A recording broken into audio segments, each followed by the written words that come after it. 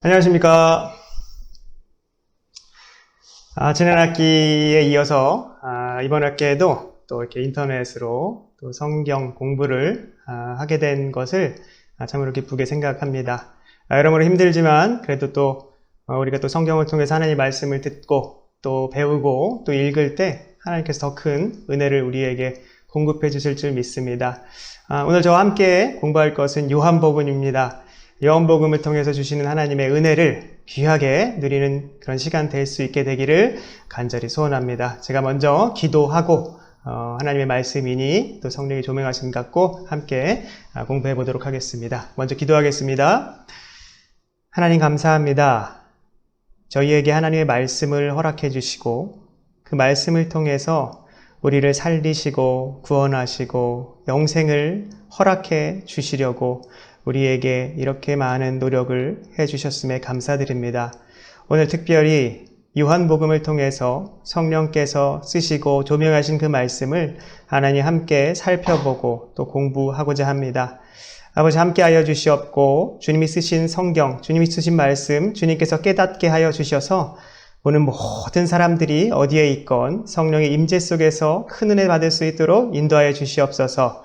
바르치는 사람들 붙들어 주셔서 하나님께 붙들려 매어 있을 수 있게 성령이 함께하여 주시고 주님의 은혜로운 온전한 교회로서 하나가 될 수 있는 귀한 시간 될 수 있게 인도하여 주시옵소서. 감사드리옵고 예수 그리스도의 이름으로 기도드리옵나이다. 아멘.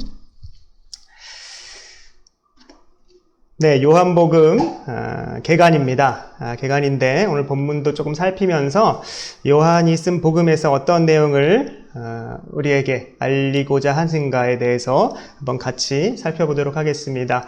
먼저 강의안 뽑아서 보시고요. 강의안 없어도 PPT로 웬만하면 강의안 없어도 들을 수 있도록 제가 PPT는 만들었고요. 대신 성경은 사실 같이 옆에 두었으면 좋겠습니다. 그래서 같이 찾아보면서 좀 읽으면서 할 때 함께 찾아보면 너무 좋을 것 같습니다. 그럼 요한복음 강의를 시작하도록 하겠습니다. 먼저 성도들이 가장 좋아하는 성경책 과연 무엇이 있을까요? 얼마 전에 기독교 신문 한 곳에서 이걸 조사를 했습니다. 그래서 1위부터 몇 위까지 이렇게 나왔는데 과연 1위가 무엇일까요? 여러분은 무엇이 가장 좋습니까? 1위는 시편이었습니다. 은혜롭고 또 짧고 언제 어디서든지 묵상할 수 있는 그런 은혜가 있기 때문에 시편이 1위 한 것 같아요. 2위는 역시 잠언이었습니다. 시편과 잠언에 어떤 유사점이 있을 것 같아요. 그 3위는 무엇이었냐? 3위는 바로 마태복음과 요한복음이었습니다. 차이가 많이 나지는 않았어요. 그리고 5위가 창세기였습니다.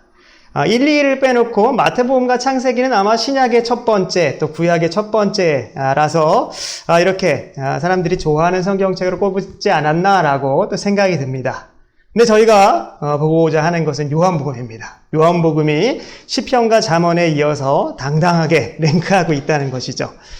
실제로 새신자에게 가장 추천해주고 싶은 책 하면은 요한복음을 많이 꼽고요. 또 요한복음을 읽고 많은 은혜를 받았습니다라는 이야기도 많이 듣습니다. 특별히 이런 책 말고 가장 좋아하는 성경 구절이 무엇이냐 하면 단연 1위는 바로 요한복음 3장 16절이죠. 요한복음 어린아이들부터 어른들까지 다 외우고 익히 하는 요한복음 3장 16절. 하나님이 세상을 이처럼 사랑하사 독생자를 주셨으니 이는 그를 믿는 자마다 멸망치 않고 영생을 얻게 하려 하심이라 라는 이 구절이 가장 좋아하는 구절로 뽑혔습니다. 바로 그 책 과연 어떤 내용을 갖고 있는가에 대해서 오늘 함께 여러분과 살펴보고자 합니다. 요한복음 쉽죠? 하지만 굉장히 깊은 내용을 담고 있어요. 그 내용을 함께 살펴보도록 하겠습니다. 먼저는 요한복음 누가 썼고 언제 썼고 왜 썼는지에 대해서 한번 살펴보겠습니다. 요한복음의 저자는 우리가 알다시피 사도 요한이죠. 예수님의 제자였고 또 12제자의 한 명이었던 사도 요한이 썼습니다. 근데 이게 학설이 좀 나뉘긴 해요. 왜냐하면 요한복음에서 요한이 썼다는 얘기가 안 나오죠. 사랑하는 제자라고 이렇게 표현했기 때문에 그 사랑하는 제자가 누구냐라는 거에 대해서 논의들이 있는데 굉장히 많은 다수수 학자들이 당연히 사도 요한이다라고 이제 봅니다. 그래서 우리도 별 탈 없이 사도 요한으로 봐도 될 아무 무방하려고 생각됩니다. 그럼 이게 언제 쓰여졌냐? 바로 AD 예수님 오신 후 85년에서 90년경 사이에 이제 쓰여졌다고 봐요. 근데 이게 시기가 왜 중요하냐면 85년이면 예루살렘 성전이 파괴된 이후입니다. 예루살렘 성전이 AD 70년경에 로마의 장군인 티투스라고 하는 이 장군이 와서 이제 다 돌 하나도 남기지 않고 벽을 또 성전을 다 이제 파괴해 버리죠. 그 장군이 나중에 이제 로마 황제가 되기도 하는데요. 어쨌든 예루살렘 성전이라는 것은 유대인에게 있어서 하나님이 임재하시는 곳이고 하나님이라고 생각할 정도로 굉장히 중요한 위치를 차지하고 있었기 때문에 특별히 바벨론에서 포로로 돌아온 이후에는 이 성전은요 거의 하나님과 동일시될 정도로 이 유대인들에게 중요한 곳이었습니다. 근데 그게 파괴된 이후에 쓰여졌다는 것은 굉장히 특별한 의미가 있다는 것이죠. 그리고 두 번째로는 공감복음, 마태, 마가, 누가 복음이 이미 초대교회에 10년에서 20년 혹은 30년까지도 잘 이렇게 전수돼서 이제 다 이제 알고 있었던 그 시기에 쓴 것입니다. 그러니까 분명히 어떤 목적이 있었을 거예요. 분명히 복음서가 3개나 있었고 예수님의 행적에 대한 기록, 예수님이 어떠한 일을 행하셨는지 어떤 말씀을 했는지에 대한 것들이 초대교회의 사람들이 많이 알고 있음에도 불구하고 요한은 써야겠다고 생각한 겁니다. 그래서 그 이유가 있었을 것이라고 생각하는 것이고요. 그래서 기록 목적을 살펴보면요. 당시 이제 1세기 말 85년, 90년 넘어가면 이제 영지주의 이단이라든지 이런 이단들이 많이 등장합니다. 특별히 헬라 철학 사상이 헬레니즘 문화에 굉장히 많이 이제 융성하게 번져 있었기 때문에 유대인과 그 헬라 문화를 함께 공유한 그 지역, 팔레스타인과 그 유대 지역 간에도 이러한 사상이 많이 주입됐습니다. 그래서 그거에 대한 어떤 대책이라든지 그것과 예수 그리스도의 하나님 되심이 어떻게 연관되고 이게 어떻게 더 하나님인가에 대한 것을 논증하고 또 보여주기 위해서 기록하고 있습니다. 그리고 특별히 예수님의 신성을 많이 강조합니다. 예수님이 인간이었냐? 이런 얘기가 많이 있었기 때문에 신성을 강조합니다. 무엇보다도 기록 목적이 아주 정확하게 기록되어 있는 것은 요한복음 20장 30절부터 31절에 요한이 이 책을 기록한 목적에 대해서 이렇게 밝히고 있습니다. 함께 읽어보시면요. 오직 이것을 기록함은 너희로 예수께서 하나님의 아들 그리스도이심을 믿게 하려 하며 하나님의 아들이고 그리스도임을 믿게 하려 하며 또 너희로 믿고 그 이름을 힘입어 생명을 얻게 하려 함이라. 그리스도를 믿고 그 그리스도로 말미암아 하나님 되신 그리스도로 말미암아 생명, 영생을 얻게 하려고 내가 이걸 썼다라고 말합니다. 그래서 요한복음을 읽으면 영생을 얻는 거예요. 생명을 얻는 겁니다. 과연 요한복음에서 말하는 그 생명이 무엇인지에 대해서 이제 차근차근 살펴보도록 하겠습니다. 요한복음이 그러면은 이 공감복음과 어떠한 차이점이 있는지에 대해서 좀 살펴보도록 하겠습니다. 분명히 3개의 마테마가 누가의 복음서가 분명히 이미 있었고 한 20-30년 이렇게 있었음에도 불구하고 요한복음이 써졌다고 했지 않습니까? 차이가 있겠죠. 공감복음은 지난주에 마가복음을 했던 조주호 목사님 말씀했던 것처럼 관점이 비슷해요. 하지만 요한복음은 완전히 좀 다른 부분이 있어요. 그래서 그 차이가 뭔지를 말씀을 해드리면 공감복음에서는 기적을 이적 혹은 표적 이렇게 2개 사용합니다. 이적이란 말도 표현을 해요. 기적이라는 그런 뜻이죠.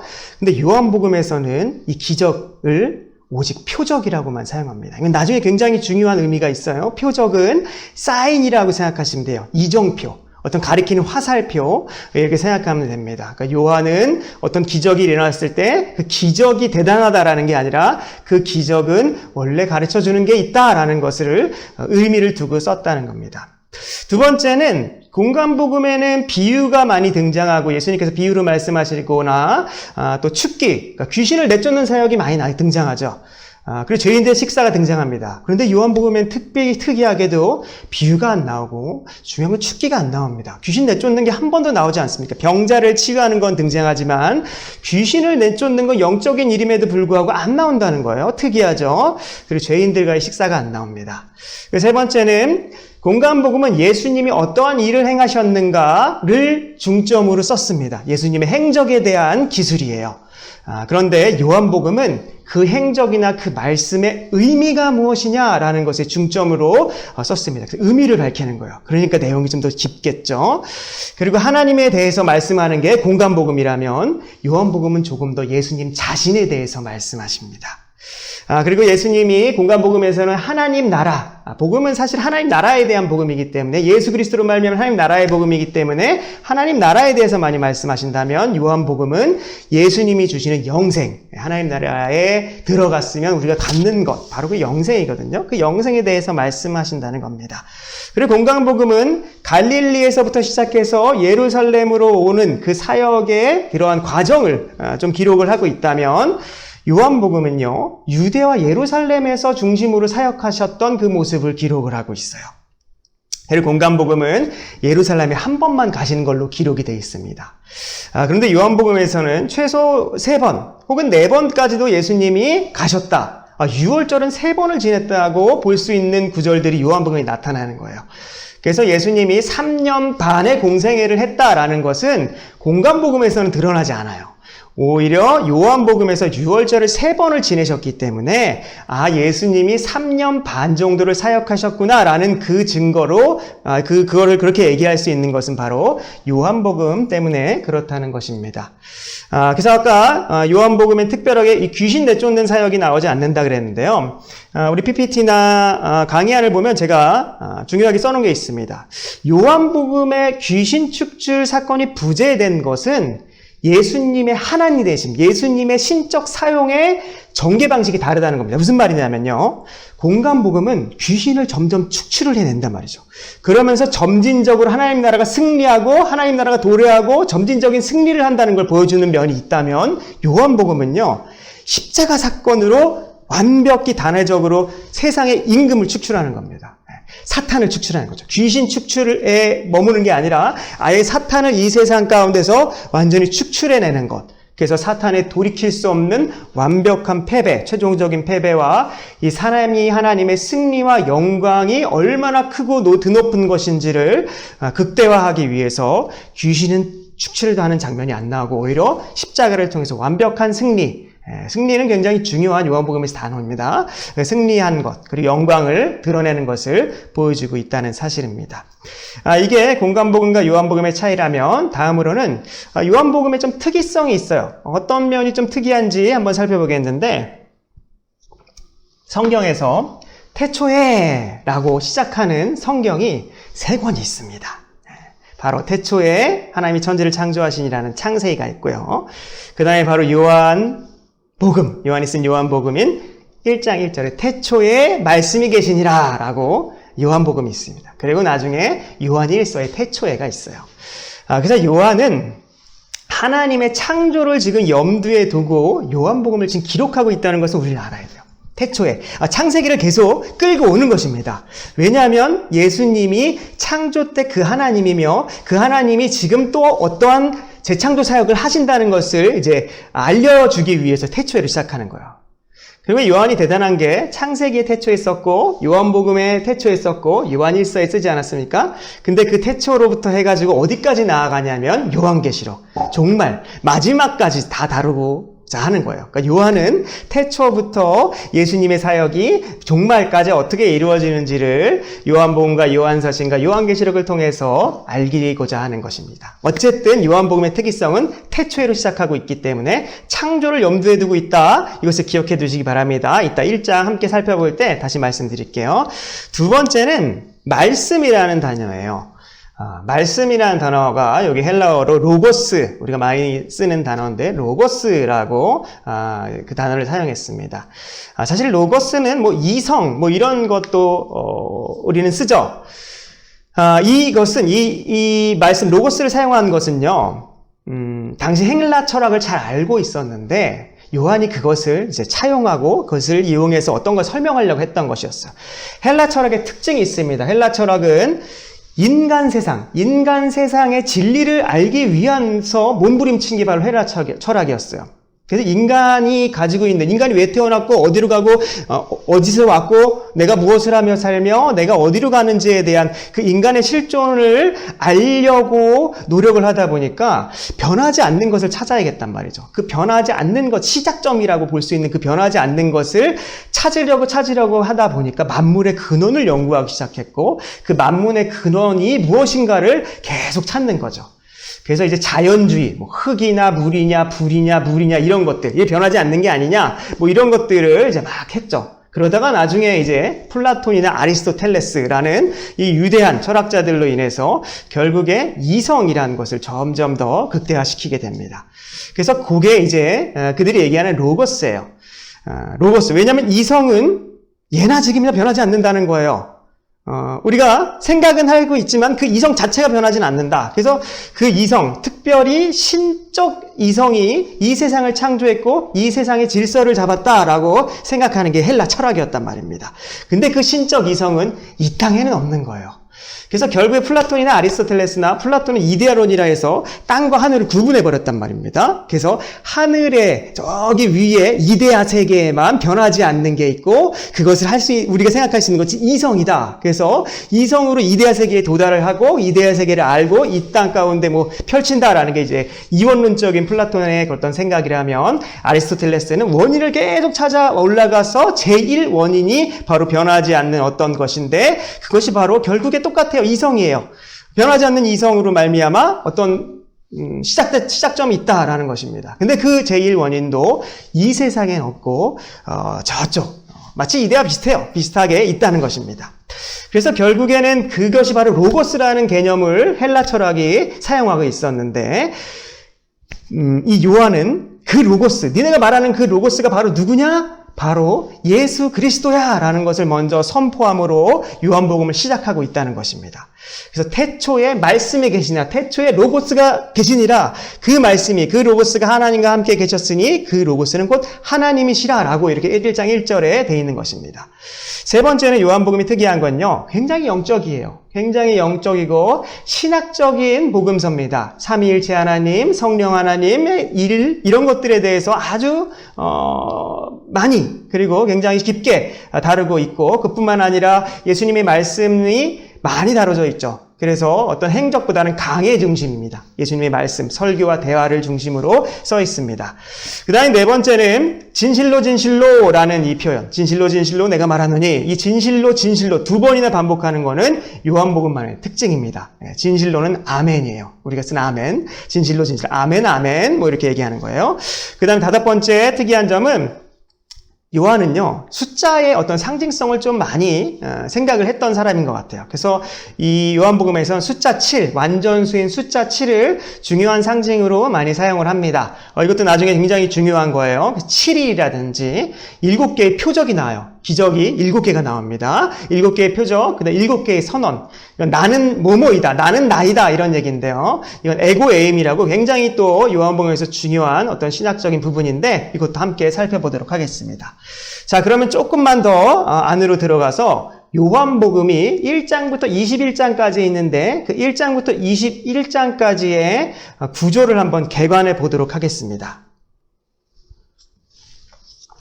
자, 바로 이건데요. 요한복음은요, 크게 두 부분으로 구성되어 있다고 생각하시면 돼요.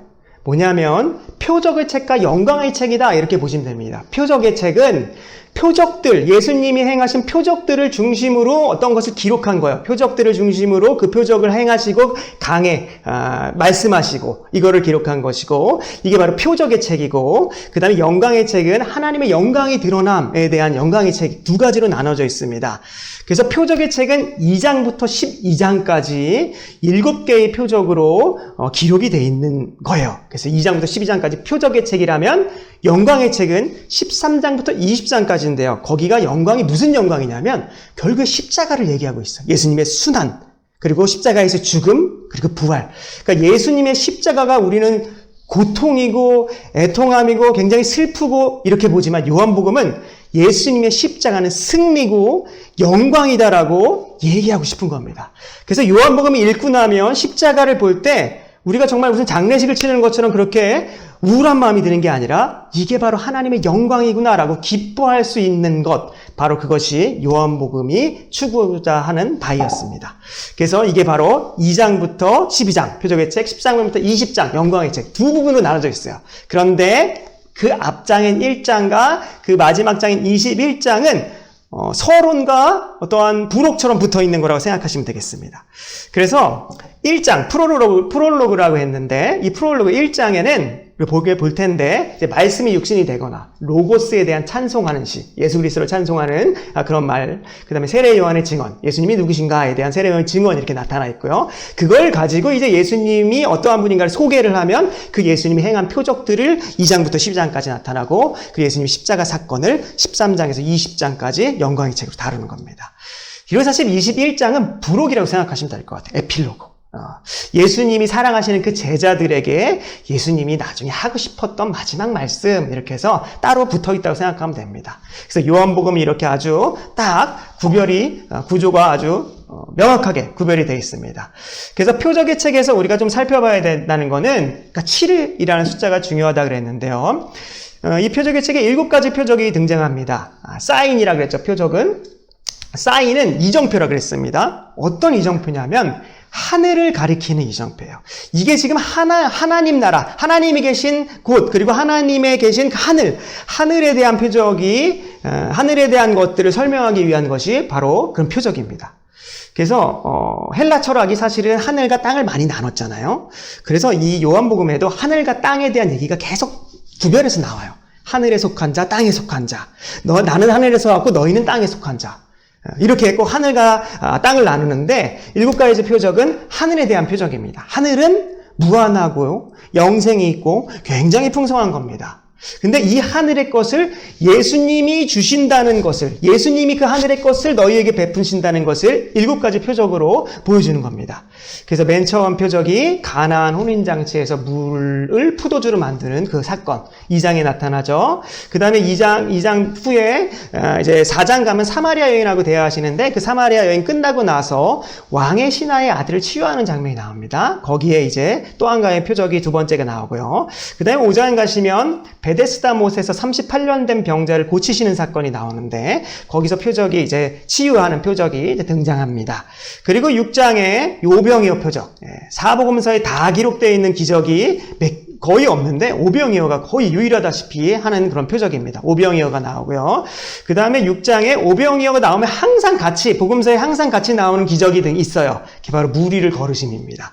그래서 오병이어와 무리를 거르심이 6장에 이어서 나오고 있고, 그 다음에 9장 가면 실로암 못에서 맹인을 고치시는 사건 나오죠. 진흙으로 눈을 이겨서 바르고 씻어라 하는 그런 9장에 실로암 맹인 치유 사건이 나옵니다. 그 다음에 마지막 표적이 나사로를 살리신 인이에요.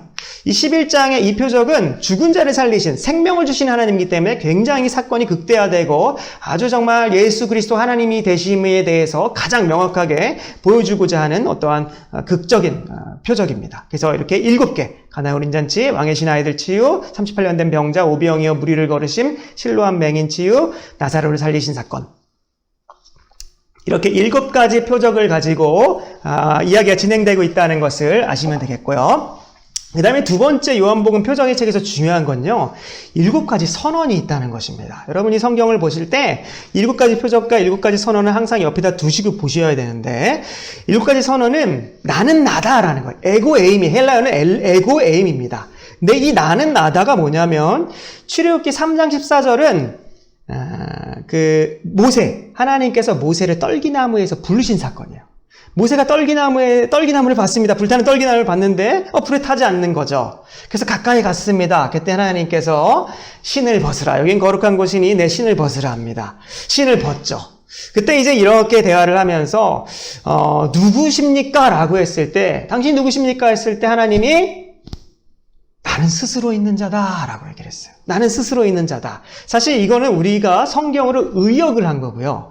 사실 그거를 원어대로 표현을 하면 나는 그냥 나야 라는 얘기예요. 나는 나야. 나는 나대로 존재한다. I am who I am 뭐 이런 거예요.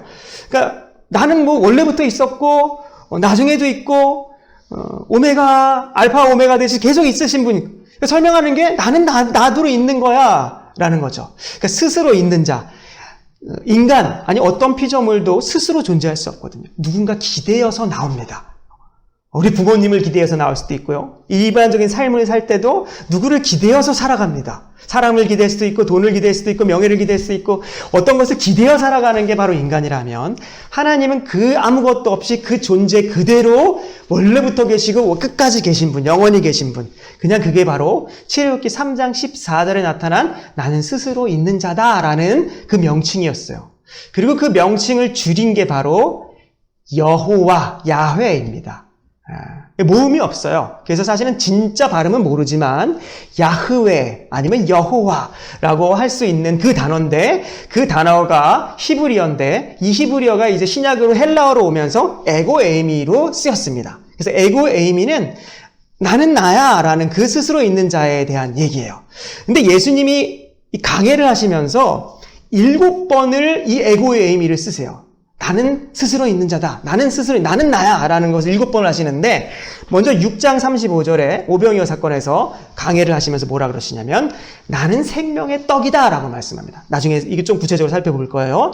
그러니까 나는 생명의 떡이다. 이런 건 무슨 말이냐면, 나는 스스로 있는 생명의 떡이다. 좀 더 의역하면, 나는 생명의 떡으로서 있는 하나님이다. 이거. 나는 하나님인데 나는 생명의 떡으로서 하나님이야. 니네 생명의 떡이 무엇인지 알지? 생명의 떡으로서 존재하는 하나님이다. 두 번째는 나는 세상의 빛이다. 나는 세상의 빛으로 존재하는 하나님이야. 나는 양의 문인데 나는 양의 문으로서 하나님이다. 나는 선한 목자인데 선한 목자로서의 하나님이다. 나는 길이요 진리요 생명으로서의 하나님이다. 부활이요 생명인 하나님이다. 나는 참 포도나무로서의 너희 하나님이다. 이런 말씀을 계속 하시는 거예요. 예수님 자신에 대해서 말씀하신다 그랬죠. 요한복음에는 공관복음에는 하나님에 대해서 더 많이 말씀하셨다면 요한복음에는 자신이 누군지에 대해서 계속 밝히시는 거예요. 요한은 이거를 계속 알려주고 합니다. 왜냐하면 예수님이 하나님이심에 대해서 말하고 싶은 거거든요. 그래서 이 에고에이미가 7번이 등장하는구나 라고 보시면 되겠어요. 그래서 이 7가지를 꼭 기억하시고요. 이게 표적의 책에 등장하는 7개의 표적과 7개의 선언이라면 영광의 책에는 그 13장부터 20장에는 제가 그 예수님의 십자가의 내용이라고 그랬는데 그래서 예수님의 십자가 지식이 바로 전날 밤에 있었던 최후의 만찬으로부터 시작되는 어떤 마지막 설교를 하세요. 고별 설교라고 하는데 그 고별 설교가 13장부터 16장까지 긴 설교 13, 14, 15, 16 4장인에 걸쳐서 있는 설교가 등장합니다. 예수님의 설교 본문이 등장하는 것이고요. 그 다음에 그 설교가 끝난 다음에 겟세마네 동산에서 피가 땀이 되러 흘려서 기도했다니 공관복음이 나오죠. 그 기도의 어떤 하나의 기도 무엇은 기도를 하셨나 우리는 궁금합니다. 그게 바로 대제사장 기도 17장에 나옵니다. 그리고 18장부터 예수님이 잡히시고 죽임 당하시고 순환 당하신 이 사건에 대해서 18장이 나오고 19장에 부활하시고 20장에 부활하시고 그 다음에 새로운 공동체가 부활로 말미암아 탄생하게 된 이야기가 바로 영광의 책에 기록되어 있습니다. 그리고 에필로그 21장 부록 같은 에필로그에서는 예수님의 사랑과 제자의 사명에 대해서 나타나고 있습니다. 근데 제가 이 영광의 책에 예수님의 잡히심과 부활에 다른 표시를 해놓은 거는 이유가 있어요. 왜 그러냐면 예수님이 잡히실 때 막 대제사장과 로마 군대 그 병정들이 막 와서 가룟 유다랑 같이 왔겠죠. 그래서 예수님을 잡으려고 합니다. 막 칼과 몽치를 들고 왔어요. 그때 누구를 찾느냐 예수님이 다 아시고 물어보죠. 그랬더니 나사렛 예수를 찾는다라고 하세요. 근데 그때 예수님이 뭐라고 하셨냐면 내가 그니라 라고 말씀하셨어요. 근데 그 내가 그니라라고 한국어로 번역된 그 단어가 바로 에고에임이에요. 나는 나다. 나는 스스로 있는 자다라고 얘기하시는 장면이 나거든요. 그때 모든 사람들이 땅에 엎드려지는 모습이 나옵니다. 이게 바로 이 7가지 표적의 책에서 나왔던 그 에고에이미의 이 영광의 책에서의 극대화 마지막에 절정에 다다랐을 때 한번 빡 던져주는 바로 그 장면이 있습니다. 그리고 부활은 표적의 책에서 7가지 표적이 나왔다면 부활은 바로 예수님이 행하신 마지막 모든 걸 담고 있는 표적이겠죠. 부활. 그래서 잡히신과 부활이 영광의 책에 있지만 이건 또 중요하게 또 나옵니다라는 것을 말씀드리고자 합니다. 다음에 이제 요한복음 구조가 이렇게 지금 봤듯이 프롤로그, 표적의 책, 영광의 책, 에필로그로 나뉘죠. 이 표적의 책, 영광의 책, 그리고 프롤로그, 에필로그를 조금 더 나눠서 구체적으로 살펴보도록 하겠습니다. 이제 본문으로 들어가는 거예요. 본문을 들어가니까 성경책을 꼭 옆에 두시고 함께 보시면 좋겠습니다. 그래서 구체적인 구조입니다. 먼저 이제 프롤로그부터 한번 살펴보도록 하겠습니다. 1장 1절부터 18절까지 말씀이 프롤로그 중에, 프롤로그가 두 부분으로 나뉘는데 그게 로고스 찬송시라고 합니다.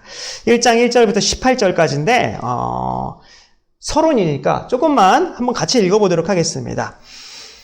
태초에 말씀이 계시니라. 이 말씀이 하나님과 함께 계셨으니 이 말씀 곧 하나님이시라. 태초에 하나님이 창조할 때 그 창조주 하나님이 같이 계셨다는 거예요. 그가 태초에 하나님과 함께 계셨고 3절 보시면 만물이 그로 말미암아 지은 바 되었으니 지은 것이 하나도 그가 없이 된 것이 없느니라. 결국엔 창조를 누가 했냐? 삼위일체 하나님이 했다는 거죠. 성부 하나님이 했다는 게 아니라 삼위일체 하나님이 하셨다는 겁니다. 그래서 예수님이 그 하나님이심을 고백하고 있는 거고 알려주고 있는 겁니다. 그래서 창세기의 창조 사역을 가지고 오는 거죠.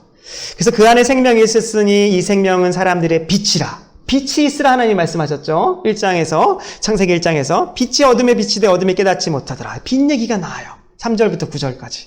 그래서 창세기를 계속 끌고 오는 겁니다. 그래서 그 빛이 예수 그리스도의 어떤 그 빛이 온 거예요. 근데 이것을 요한이 증언했고 9절 보시면요. 참빛, 곧 세상에 와서 각 사람에게 비추는 빛이 있었나니 그가 세상에 계셨으며 세상은 그로 말미암아 지은 바 되었으되 세상은 그를 알지 못하였다. 자기 땅에 오셨는데 자기 백성이 영접하지 아니하였으나 영접하지 않았다는 겁니다. 그래서 10절부터 여기 동그라미 3번 보시면 10절부터 13절까지 두 부류로 나눔을 보여주고 있어요. 예수 그리스도가 왔어요. 왔는데 영접하지 않는 자와 영접하는 자가 있더라라는 겁니다. 11절 보시면 영접하지 아니하였는데 12절 보시면 영접하는 자, 곧 그 이름을 믿는 자들에게는 하나님의 자녀가 되는 권세를 주셨으니 이는 혈통으로나 육적으로나 사람의 뜻으로 나지 아니하고 오직 하나님으로부터 난 자들이리라 라고 이제 말씀을 합니다. 그래서 앞으로는요, 이 요한복음에 이 두 부류가 계속 나눠집니다. 표적을 행하시고 강해를 행하시잖아요. 그러면은 이 사람들이 그걸 듣고 보고 표적을 보고 선택을 하는 겁니다. 떠나는 사람이 있고요. 거기 남는 사람이 있습니다. 항상 그게 요한복음의 대조가 됩니다. 그래서 이 떠나는 사람을 유대인이라고 표현을 하고 있어요. 그리고 남는 사람을 참 이스라엘이라고 바라보아집니다. 영접하지 않는 자는 유대인이고 영접하는 자는 참 이스라엘이라고 표현이 돼요. 그래서 나다니엘을 만나시는데 1장에서 나다니엘을 만나실 때 나다니엘에게 뭐라고 하셨냐면 넌 참 이스라엘 사람이다. 이렇게 제자로 선택한 자니까 참 이스라엘 사람이다처럼 참 이스라엘이라고 합니다. 이 강의안을 가지신 분들은 그 각주 1번은 제가 뭐라고 써놨냐면 표적의 책은요. 사람들은 예수님의 표적을 드리고 그 강화를 들으면 단락에 맞힐 때마다 둘 중 하나를 선택하는데 참 이스라엘을 선택하거나 유대인으로 가거나 이게 바로 표적의 책의 일이라면 영광의 책은 뭐냐면요. 그 중에 참 이스라엘, 남은 그 참 이스라엘들에게 앞으로 이들이 어떻게 될 것인지에 대한 심오한 영적인 이야기를 해주는 게 바로 영광의 책으로 볼 수도 있다라고 제가 각주를 달아놨어요. 그래서 그만큼 이렇게 둘이 나눠진다는 겁니다. 그렇게 창세기의 이야기를 끌고 와서 얘기를 하는 거예요. 근데 제가 중요한 게 뭐냐면요. 밑에 나오니까 계속 이어서 하겠습니다. 동그라미 4번 보시면 14절이 나와요. 창세기의 말씀을 이끌어 왔습니다. 14절 보시면 이렇게 말씀합니다. 말씀이 육신이 되어 예수님이죠. 우리 가운데 거하심에 우리가 그의 영광을 보니 아버지 독생자의 영광이요 은혜와 진리가 충만하더라. 이걸 잘 보면요. 14절에 거하심에라는 단어가 나옵니다. 거하심에라는 단어가 헬라어로 스케노우라는 단어인데 그게 장막을 치다라는 거예요. 거하시다, 장막을 치다 이런 얘기예요. 그러니까 이 얘기는 출애굽의 그 사건을 그리고 그 일들을 끌어오는 것입니다. 창세기를 끌어왔듯이 이제 예수 그리스도로 말미암는 어떠한 이 거하시는 것을 끌어오는 겁니다. 성막에 하나님이 거하셨단 말이죠. 성막에 하나님이 장막을 치고 거하셨고요. 그 성막에서 출애굽 백성들이 하나님의 영광을 봤는데 그 하나님의 영광을 뭐로 드러났냐면 자기들을 인도하는 구름 기둥과 불 기둥으로 하나님의 영광을 봤습니다. 그런데 그 영광, 그 하나님의 영광이 육신으로 오신 그 예수님이 우리 가운데 거하시면서 하나님의 영광을 보여주셨는데 그 영광이 뭐냐? 예수 그리스도로 말미암아 보여지는 독생자의 영광이다라는 겁니다. 아버지의 독생자의 영광이요. 그 구름 기둥과 불 기둥이 예수 그리스도가 지나다닐 때마다 볼 수 있는 것과 똑같다는 겁니다. 그게 바로 하나님의 영광이라는 거예요.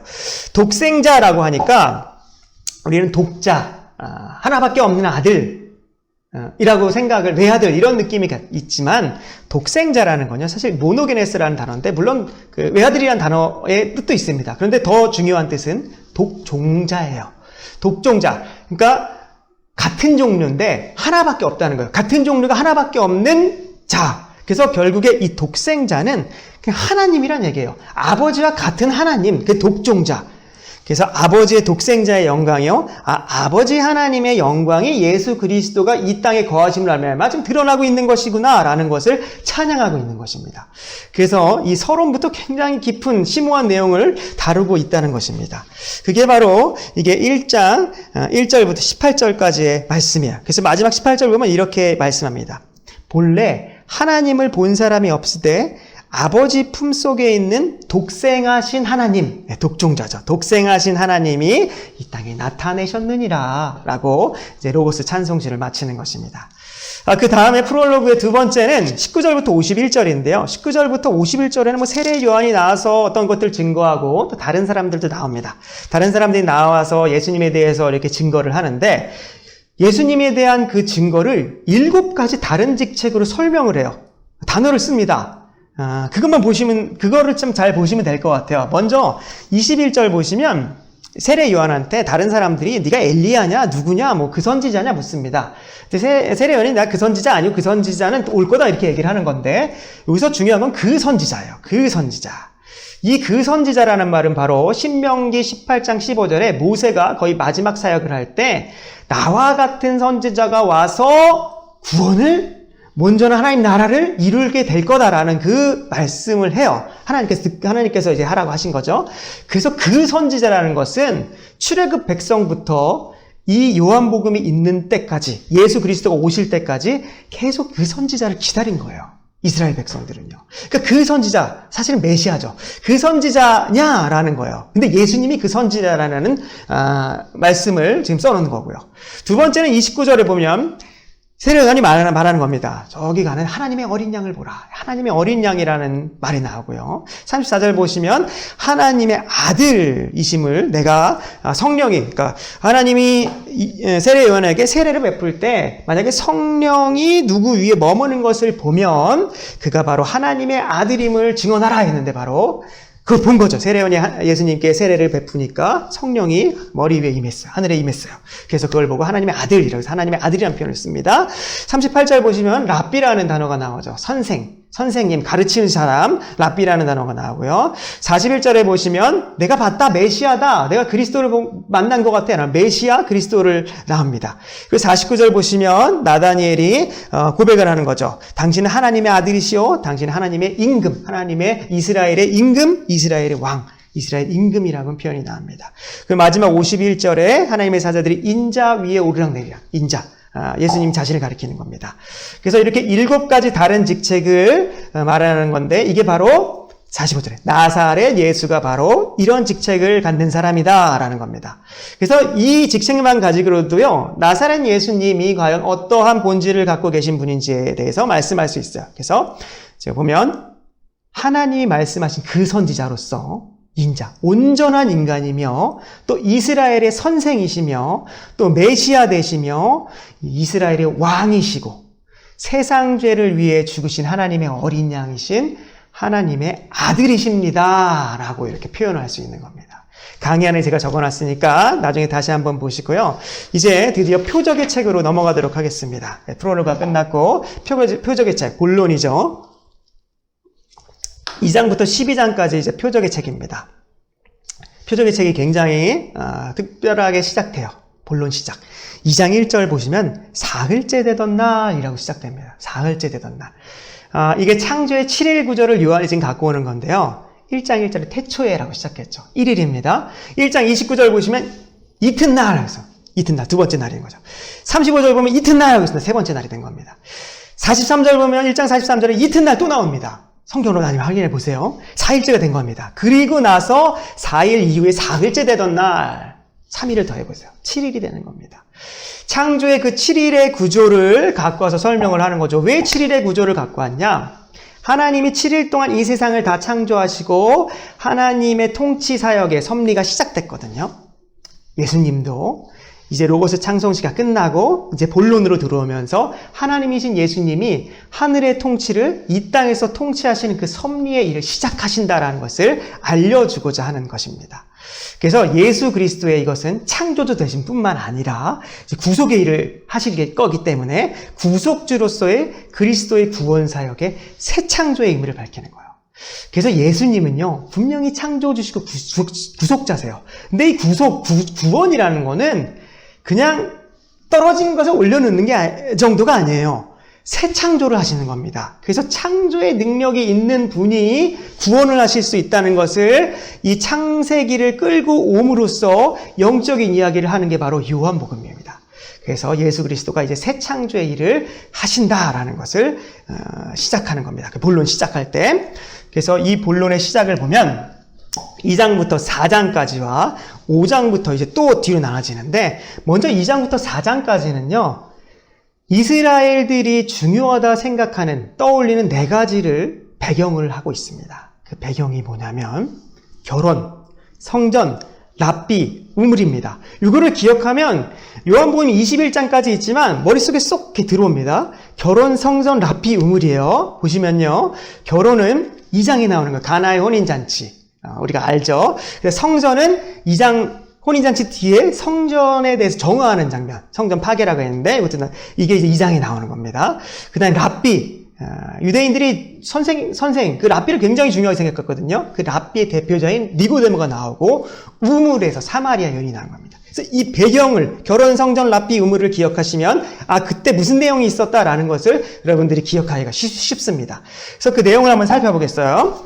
자, 결혼, 가나의 혼인잔치 2장 1절부터 12절에 나오는데, 보시면 예수님께서 혼인잔치에 갔습니다. 누구의 혼인잔치인지 모르겠어요. 근데 어머니 마리아가 포도주가 떨어졌다고 예수님께 말씀을 드리죠. 그랬더니 예수님이 어머니요, 내 때가 아직 되지 않았는데 나한테 왜 그러십니까? 라고 합니다. 그럼에도 불구하고 가시죠.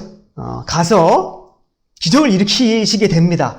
근데 기적을 일으키려고 가신 게 처음에 어디였냐면 집에 있는 유대인의 정결 예식 때 쓰는 돌 항아리 6개를 먼저 보세요.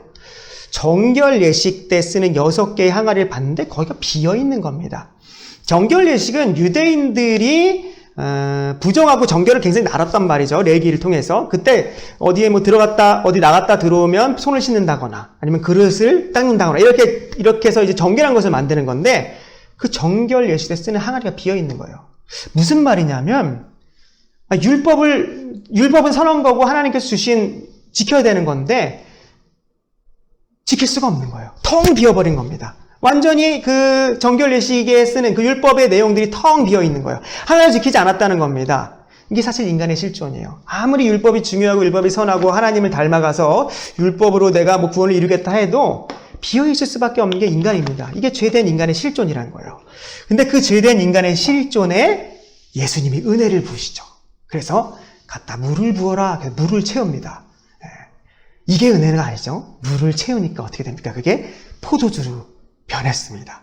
그래서 그 포도주를 계속 떠다 주니까, 아니 어떻게 처음보다 더 맛있는 포도주를 내올 수 있는가 이렇게 하죠. 그리고 포도주가 계속 나옵니다. 계속 나와요. 그 말은 뭐예요? 6개로 끝나는 게 아니라 완전히 충만한 7개, 눈에는 보이지 않지만 7개 완전한 풍성한 기쁨이 넘치는 것, 바로 그게 예수님이 주시는 혼인의 기쁨, 결국에 예수님이 주시는 기쁨이다, 풍성한 기쁨이다 라는 것이 바로 가나의 혼인잔치의 내용이라고 하겠습니다. 그래서 이것을 성경에서는 이것이 바로 예수님이 행하신 첫 표적, 첫 사인이다 라고 얘기하면서, 예수께서 이 첫 표적을 갈릴리 가나에서 행하여 그의 영광을 나타내심에 제자들이 그를 믿으리나 합니다. 이 영광, 이 표적인데, 이게 사실 이사야 25장 6절에 이렇게 하나님께서 말씀하셨어요. 만군의 여호와께서 이 산에서 만민을 위하여 기름진 것과 오래 저장하였던 포도주로 연회를 베푸시리니 곧 골수가 가득한 기름진 것과 오래 저장하였던 맑은 포도주로 하실 것이며 뭐 이런 모습, 이런 하늘의 모습, 하늘의 풍성함을 예수님께서 지금 보여주신 겁니다. 이게 바로 결혼에 대한 것이었다면 두 번째 성전에 대한 것입니다. 이게 바로 이어져서 2장 13절부터 22절까지 나오죠. 성전, 사실 성전이 뭐 하는 것입니까? 성전은 하나님이 계신 곳일 뿐만 아니라 하늘과 이 땅이 만나는 곳이고 그 만나는 곳에 하나님이 거하시는 곳이죠. 임재 처소입니다. 근데 그 성전이 성전답게 행해지지 못하고 있기 때문에 예수님이 공간복음에 보면 막 정결하게 하시죠. 막 식탁을 뒤엎고 돈을 다 뒤엎고 비둘기를 내쫓고 뭐 이런 것들 합니다. 만민의 기도자하는 집이라고 했는데 장사의 속으로 만들었구나 이런 말씀을 하십니다. 물론 요한복음에도 그런 게 나와요. 근데 공간복음과 차이점이 있습니다. 공간복음에는 사역 후반에, 그러니까 십자가 지시기 얼마 전에 그 성전 정화 사건이 나오거든요. 그래서 강조점은 이 성전이 성전대로 쓰이지 못하는 것에 대해서 책망하시는 부분으로 강조점이 있습니다. 근데 요한복음에는요, 이 사역 초반에 나와요. 같은 사건이냐 다른 사건이냐 말이 많지만 그게 중요한 게 아니라 강조점이 있습니다. 요한복음은. 그게 뭐냐면 19절입니다. 이 성전을 헐라 내가 사흘 동안 일으키리라. 보겠어요. 이 성전을 헐라. 이건 이제 필요 없다는 겁니다. 그러면서 21절에 뭐라 그러냐면요. 예수는 성전된 자기 육체를 가리켜 하는 말씀이라. 자기가 그리스도의 십자가로 말미암아 이제 새롭게 세워질 그리스도에게 임할 영적인 성전을 말씀하시고자 하는 게 바로 요한복음에 나타나는 성전 정화 사건이에요. 그래서 제목을 공간복음은 성전 정화로 우리는 달 수 있지만 요한복음에서 사실 성전 정화가 아니라 성전 파괴죠. 이 성전, 이 보이는 성전은 파괴해버리라는 겁니다. 이제 그리스도의 십자가로 말미암아 진정한 영적인 성전이 열리게 될 것이다 라는 거죠. 고린도전서 3장 16절에 보면 바울이 이렇게 하나님의 말씀을 말씀하고 있습니다. 너희는 너희가 하나님의 성전인 것과 또 하나님의 성령이 너희 안에 거하시는 것을 알지 못하느냐라는 거죠. 하나님의 성전. 바로 이게 연결돼서 나오는 이야기라고 할 수 있겠습니다. 이게 바로 성전의 이야기였다면 이제 결혼 성전, 랍비가 나옵니다. 랍비. 드디어 니고데모가 나오는 겁니다. 랍비는 당시 이스라엘에서 하나님의 율법을 풀어주고 율법을 가르쳐주는 사람이었어요. 근데 율법은 사실 구원을 받을 수 있다. 이렇게 해야 구원을 받는다라는 그런 얘기죠. 그러니까 구원의 선생인 거예요, 랍비는. 그리고 니고데모가 3장 1절에 보면 유대인의 지도자라고 나오거든요. 바리새인이지만 유대인의 지도자라. 그러니까 랍비의 대표로서 지금 등장하고 있는 겁니다. 구원에 대해서 가르쳐주는 선생으로서의 대표자가 니고데모로 나오는 거죠. 굉장히 똑똑한 사람으로 나오는 겁니다. 그런데 그렇게 똑똑한 랍비에게 예수님께서 진정한 참 구원에 대해서 알려주시는 거죠. 예수님께서 알려주신 겁니다. 근데 그 알려주심의 포인트가 뭐예요? 거듭남이라는 거죠. 거듭남. 3절. 거듭나야 됩니다. 예수께서 대답하여 이르시되 진실로 진실로 내게 이르노니 사람이 거듭나지 아니하면 하나님 나라를 볼 수 없으리라. 거듭난다는 건데 사실은 원문으로 보면 위로부터 난다라고 돼 있어요. 위. 그러니까 요한복음은 계속 하늘과 땅을 좀 구별한다 그랬죠. 그러니까 너희는 지금 땅에서 태어났잖아. 위로 태어나야 돼라고 위에서부터 나야 돼라고 이제 얘기하는 겁니다. 근데 땅에 속한 자인 땅에서 난 이 니고데모가 못 알아듣는 거죠. 그래서 12절 보시면 이렇게 말합니다. 내가 땅의 일을 말하여도 너희가 믿지 아니하거든 하물며 하늘의 일을 말하면 어떻게 믿겠느냐라고 말씀하세요. 그리고 하늘에서 내려온 자 곧 인자 나 외에는 하늘에 올라간 자가 없느니라. 그런데 모세가 내가 땅에 내려왔지만 모세가 광야에서 뱀을 든 것처럼 뱀은 저주받은 동물인데 그 놋뱀을 들고 놋뱀을 쳐다본 즉 살리라 하지 않았습니까? 그것처럼 그 저주받은 것처럼 자기가 들려 올라질 때 그 모습을 보고 그 십자가의 저주 안에 있는 그리스도를 믿는 자는 영생을 얻게 되리라. 그게 바로 거듭남이다. 그게 바로 하늘로부터 다시 태어나는 것이야 라고 말씀하는 겁니다. 그래서 그 뱀을 든 것 같이 인자도 들려야 하리라. 이는 그를 믿는 자마다 보는 자마다 믿는 자마다 영생을 얻게 하려 하심이다 라고 하는 겁니다. 그리고 무슨 구절이 나오는 겁니까? 우리가 잘 아는 요한복음 3장 16절과 17절이 나오는 거예요. 한번 그 강의 안에 있으신 분들은 같이 한번 읽어보세요. 하나님이 세상을 이처럼 사랑하사 독생자를 주셨으니 이는 그를 믿는 자마다 멸망하지 않고 영생을 얻게 하려 하심이라. 하나님이 그 아들을 세상에 보내신 것은 세상을 심판하려 하심이 아니요 그로 말미암아 세상이 구원을 받게 하려 하심이라.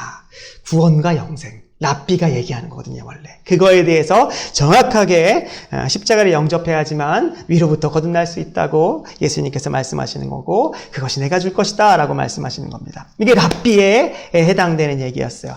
그리고 마지막 이제 4장의 우물의 배경이 나옵니다. 바로 사마리아 여인을 만나는 장면인데요. 이스라엘에서 우물은 실제 물이 별로 없기 때문에 우물은 굉장히 소중하고 생명을 유지할 수 있는 그런 물을, 이 굉장히 중요한 물이 있는 것뿐만 아니라 우물은 은혜의 장소예요. 위기 가운데, 꼭 위기 가운데서 어떻게 벗어날 수 있는, 솟아나는 하나님의 은혜를 만나는 그런 것을 상징합니다. 예를 들면 창세기에서 리브가를 만나죠. 아브라함이 자기 종을 보냈을 때, 자기 아들 이삭의 부인을 구하러 갔을 때 우물에서 만나게 되죠. 그래서 우물에서 만나게 되고, 형 에서를 피해서 도망친 야곱도 라반의 집으로 도망가는데 어딘지도 한 번도 가본 적이 없는 그 도시인데 거기에서 우물에서 있을 때 그 딸을 만나게 됩니다. 또한 도망친 모세, 출애굽에서부터 도망친 모세가 미디안 광야로 도망갔을 때도 우물에서 그 아내인 미리암을 만나게 되는 겁니다. 그래서 어떻게 하나님의 솟아날 수 있는 은혜가 임하게 되는 것이 우물이에요. 그래서 이스라엘에게는 우물은 굉장히 큰 하나님의 은혜를 상징합니다. 근데 그 은혜의 장면에 사마리아 여인이 나오는 거예요. 유대인들에게는 사마리아 여인은 굉장히 저급한 그런 여인이었고 개로도 안 보는 그런 여인이었습니다. 그러니까 니고데모하고는 완전히 반대되는 인물로 나오는 거예요. 3장과 4장. 니고데모는 당시 유대인들에게 최고라면 사마리아 여인은 당시 유대인들에게 제일 아래. 그럼에도 불구하고 예수님이 찾아가셨다는 거예요. 예수 그리스도로 말미암은 이 복음의 보편성을 상징하고 있는 거죠. 그 자에게 예수님이 말씀하시는 겁니다. 많은 대화를 하셨어요. 사마리아 여자만큼 예수님의 대화가 많이 기록되어 있는 그런 건 없습니다. 성경에 진짜 그 예수님과의 대화, 예수님의 말씀했던 것이 사마리아 여인이 제일 많아요. 제일 많은데 이 여인이 5번을 결혼했는데 아직도 남편을 만나지 못했다 이런 얘기를 하면서 이제 이야기가 시작되죠. 근데 사마리아 여인에게 예수님이 하셨던 가장 중요한 말씀은 타는 듯한 그 목마름 너에게 있지 않냐? 5명이나 남편이 있었는데도 지금 남편도 너희 남편이 아니지 않냐? 그런 목마름 해결하고 싶지. 그 해결할 수 있는 진정한 생수를 줄 자가 바로 나다 라고 하면서 말씀하시는 거예요. 그래서 그 14절에 뭐라고 말씀하시냐면요, 내가 주는 물을 마시는 자는 영원히 목마르지 아니하리니 내가 주는 물은 그 속에서 영생하도록 솟아나는 샘물이 되리라 라고 얘기하죠. 그러니까 이 사마리아 여인이 그걸 나에게 주세요 라고 말하죠. 그리고 그거에 이어서 그게 사실 진정한 은혜잖아요. 정말 솟아나도록 넘치는 은혜, 생수. 그 은혜가 이어지니까 어떻게 됩니까? 예배에 대해서 질문하세요. 영과 진리로 예배하는 때가 오리라. 이 얘기가 바로 이어지는 겁니다. 그래서 예배는요, 진정한 은혜로부터 시작되는 거고 그게 바로 예배의 근본이자 이유가 되는 겁니다. 우리가 예배를 막 나와서 드린다는 게 아니라 솟아나오는 은혜를 맛봤기 때문에 하나님이 부르신 자리에 나와서 감사하며 하나님께 찬양을 드리는 게 바로 예배라고 할 수 있겠습니다. 그래서 2장부터 4장의 표적의 책에는 이렇게 결혼성전 랍비 우물, 이 배경을 가지고 2장부터 4장에 기록이 돼 있습니다. 그리고 그 다음은 이 모든 예수님이 주신다는 것이고, 그 다음에 5장부터 10장까지는요 이스라엘의 4가지 절기를 배경으로 해서 기록이 되고 있습니다. 5장부터 10장 4가지 절기 뭐냐? 안식일, 그리고 유월절, 초막절, 수전절입니다.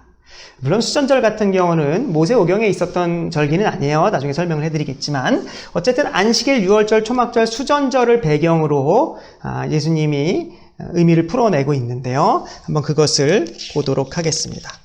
안식일에서 하신 일은요, 5장에 베데스다 못 연못에, 성전 안에 있는 베데스다 연못에 38년 된 병자를 이제 고치신 사건이고요. 유월절은 6장의 오병이어 사건입니다. 그리고 초막절은 물과 빛의 행사가 있고 실로암이 있어요. 근데 초막절이 좀 길어요. 7장부터 10장 21절, 10장 반 절까지 초막절에 대한 이야기입니다. 그리고 수전절은 10장 22절부터 42절까지 내용인데 이걸 한번 하나씩 간단하게 살펴보도록 하겠습니다. 자, 5장. 베데스다 연못 38년 된 병자를 고치셨어요. 별로 얘기도 안 했습니다. 네가 낫고자 하느냐 그랬더니 이 베데스다 연못에 어떠한 이제 전설이 있던 모양이죠. 천사가 내려와서 그 물을 동할 때, 움직일 때 가장 처음 들어가는 사람이 몸이 낫는다는 이런 전설이 있었던 모양입니다.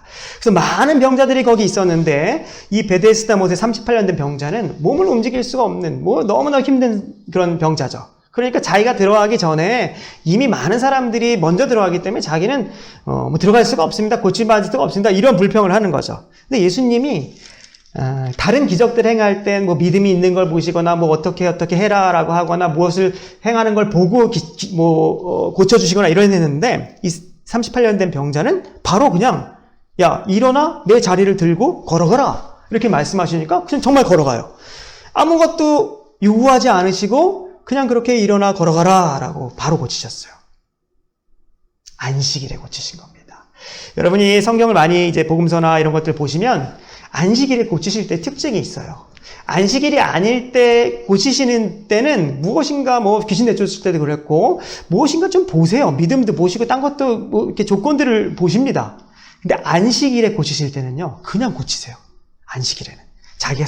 자기가 나서서 고치신다는 거예요.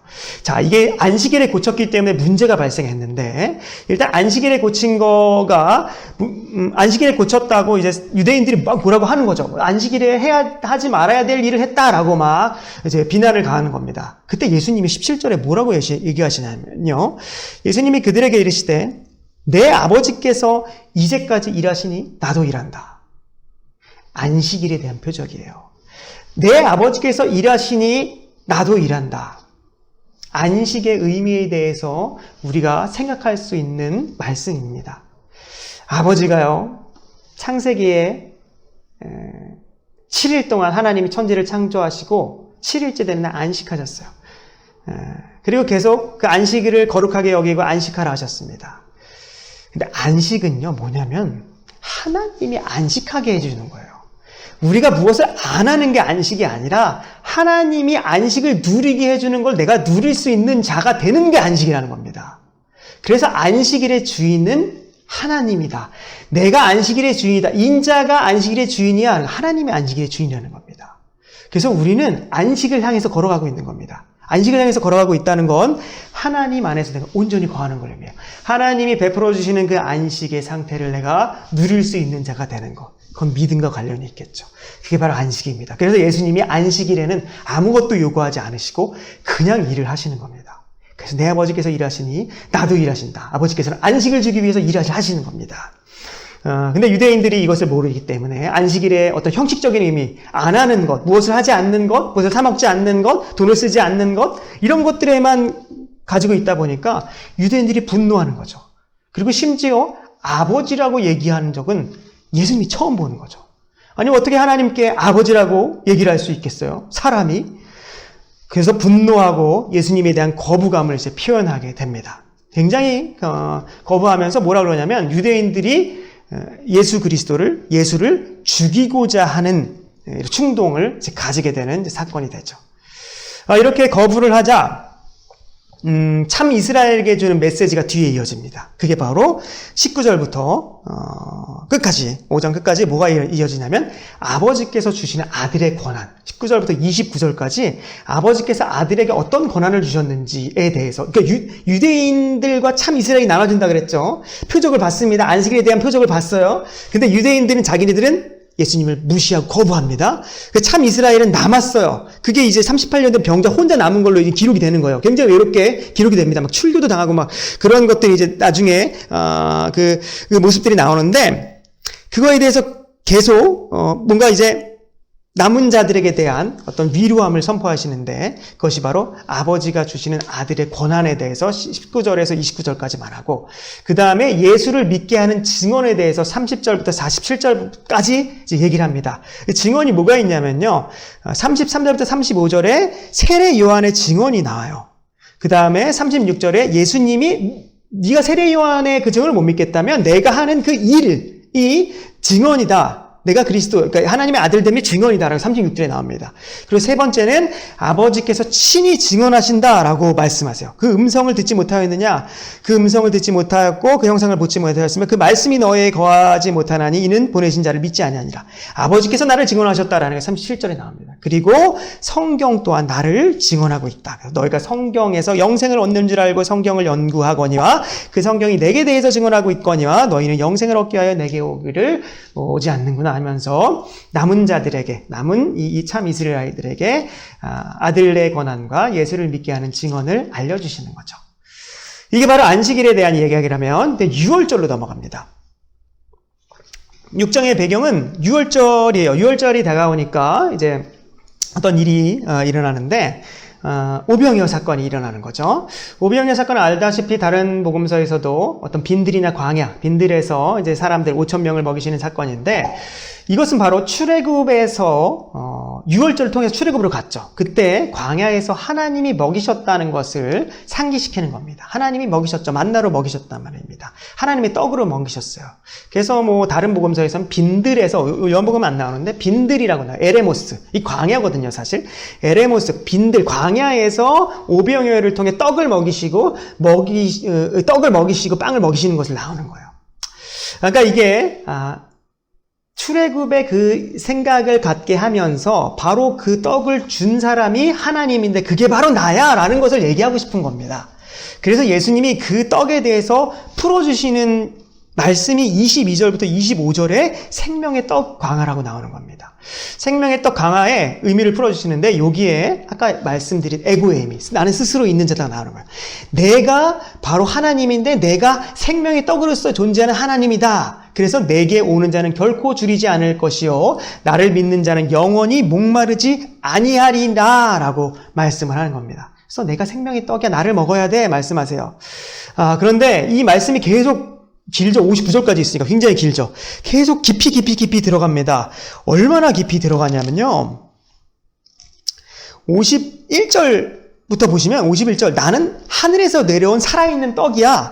사람이 이 떡을 먹으면 영생하리니 내가 줄 떡은 이 세상의 생명을 위한 내 살이니라 하면 이렇게 얘기했어요. 그때 유대인들이 서로 의문을 갖는 겁니다. 다투어 이르되 아니 어떻게 사람이 자기 살을 우리에게 주어 먹게 할 수 있다는 말을 할 수 있을까? 식인종인가? 이렇게 얘기합니다. 그때 예수님께서 이르시되 53절에 보시면 내가 진실로 너희에게 이르노니 인자의 살을 먹지 않고 인자의 피를 마시지 아니하면 너희 속에 생명이 없느니라.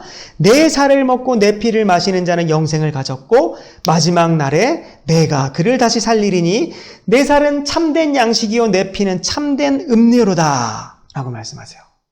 너무 무섭죠. 내 살을 먹고 내 피를 마시라. 이거를 영적으로 바라보지 못하는 사람들은 굉장히 무서웠을 것입니다. 그래서 이 말씀을 듣고 많은 사람들이 떠나갑니다. 얼마나 많이 떠나갔냐면 66절 보시면 그때부터 그의 제자 중에서 많은 사람이 떠나가고 다시 그와 함께 예수님과 함께 다니지 아니하더라 이렇게 말씀해요. 그래서 예수님께서 12제자에게 물어봅니다. 너희도 가려느냐? 라고 해요. 베드로가 나서서 이렇게 대답합니다. 주여 영생의 말씀이 주께 있사오니 우리가 누구에게로 가오이까? 우리는 주는 하나님의 거룩하신 자인 줄 믿고 알았삼나이다. 이렇게 얘기해요. 그래서 예수님이 내가 택했다 너희를 이렇게 말하는 거죠. 그래서 유대인들은 떨어져 나가고 참 이스라엘이 남게 되는 것이죠. 이게 바로 오병이어의 표적 사건으로 참 많이 갈리게 되는구나 라는 것을 우리는 알 수 있는 겁니다. 그 다음 6장이 끝나면 7장에서 초막절을 배경으로 하고 있습니다. 초막절은 우리가 알다시피 가을 추수의 사건이죠. 가을에 모든 열매를 거두고 아주 큰 잔치를 베푸는 겁니다. 출애굽 사건을 기억하면서 광야에서 이 성막 그리고 이 텐트를 치고 살았던 것을 기억하는 것을 상기하는, 그래서 하나님이 먹이시고 또 하나님 우리를 인도하셨다는 것을 기억하는 그런 장치죠. 그래서 하나님이 우리를 인도하실 때, 우리를 먹이실 때, 그리고 우리를 인도하실 때 어떻게 하셨어요? 반석을 쳐서 물을 내셨고 불기둥으로 우리를 인도하셨다. 이런 것을 생각하는 거죠. 그래서 초막절에는 이 물의 행사와 빛의 행사가 있어요. 그리고 초막절은 사실은 이 스가랴서, 말라기서 보면 이 초막절이 결국에는 예수님께, 그러니까 메시아께서 오셔서 마지막 날을 이루시는 것으로 연관이 돼 있어요. 그래서 항상 이 초막절은 이런 행사, 빛의 행사, 물의 행사가 같이 메시아 대망사상, 종말사상이랑 연결돼서 나옵니다. 그래서 초막절은 마지막 추수의 날로 메시아 대망사상의 절정으로 치닫는 행사예요. 거기에는 물의 행사, 빛의 행사가 있습니다. 물의 행사부터 보면요. 물의 행사는 이런 거죠. 실로암 못에서, 그러니까, 어차피 유대인들은 이제 1년에 3번 다 같이 모이지 않습니까? 예루살렘에. 예루살렘에 수많은 유대인들이 모였을 때, 이렇게 초막을 이제 예루살렘 성전 옆에 쳐놓고 이제 실로암 못에서 물을 기어다가요. 매일 성전의 제단에 물을 붓습니다. 근데 이걸 행렬을 쭉 갖춰서 7일 동안, 일주일 동안 붓는 거예요.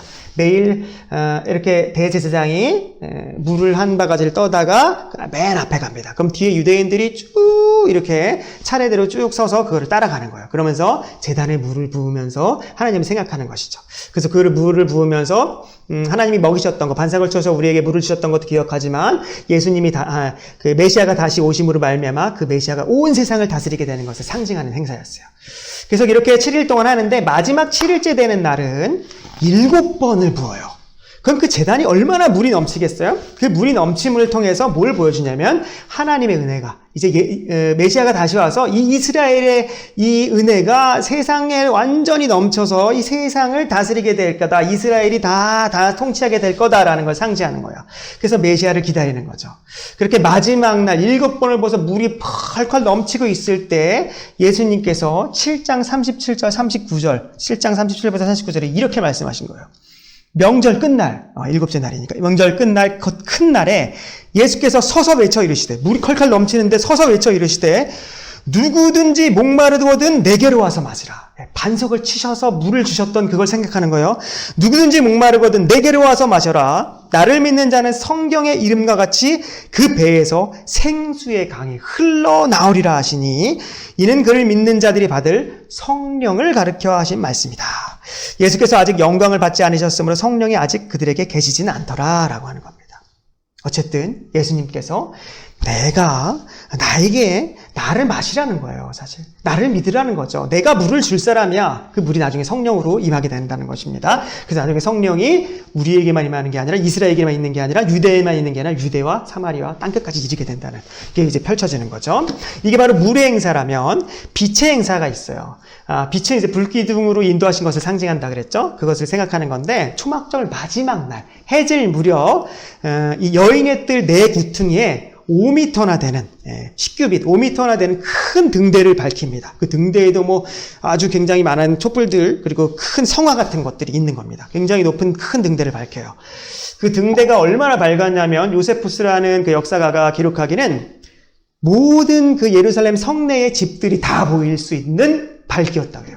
그리고 이것이 얼마나 성대했냐면 그 빛을 보고 밤을 새는 거예요. 밤을 새면서 찬양을 하고 노래를 부르는 게 바로 이 초막절의 마지막 행사로서 가장 큰 기쁨이 있는 행사라는 겁니다.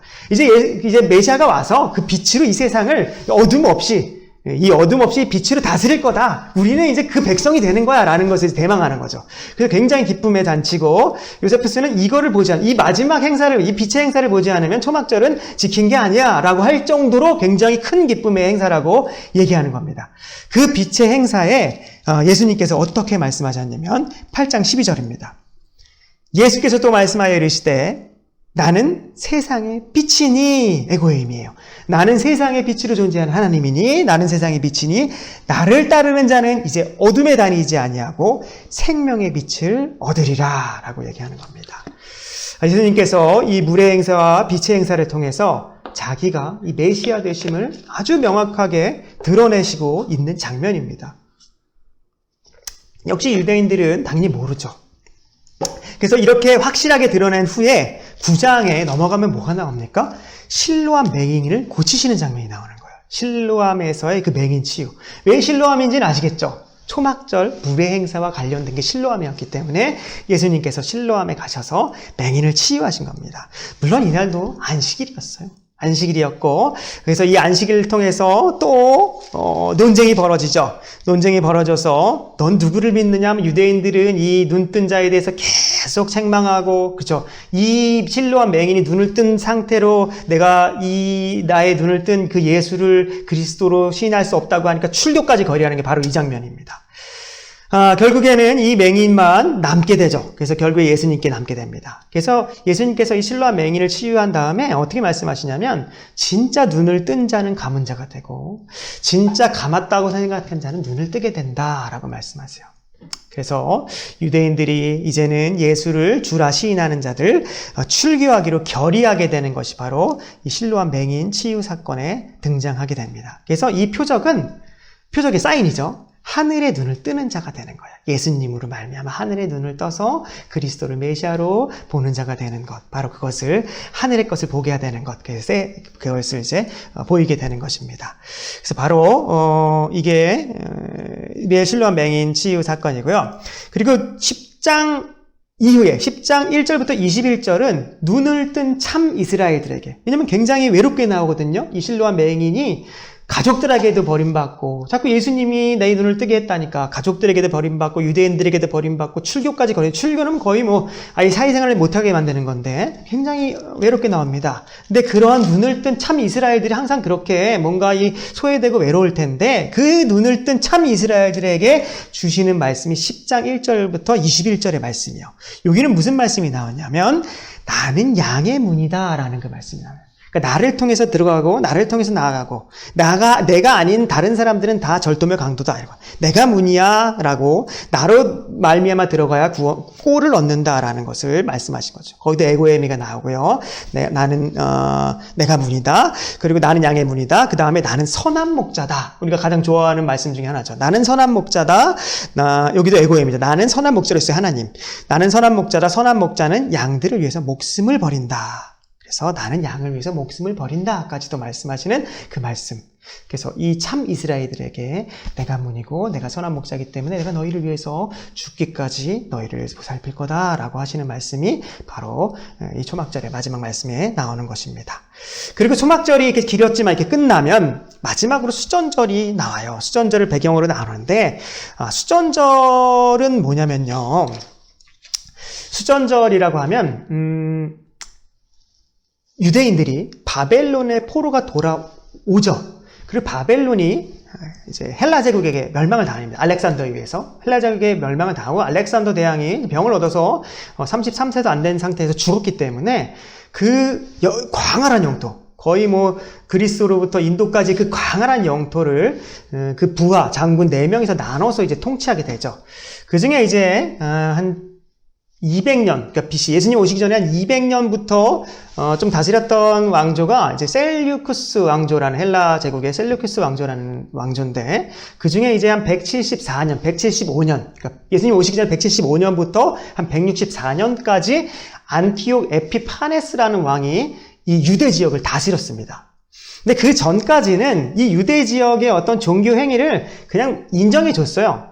세금만 잘 내면 그냥 인정해 줬는데 이 에피파네스 왕은 굉장히 악독한 왕이었습니다. 굉장히 힘있고 이 헬라화 정책을 이 유대인들에게도 정착시키고 싶었던 거예요. 근데 이 유대인들이 자꾸 이 유대 종교 때문에 반발을 하는 겁니다.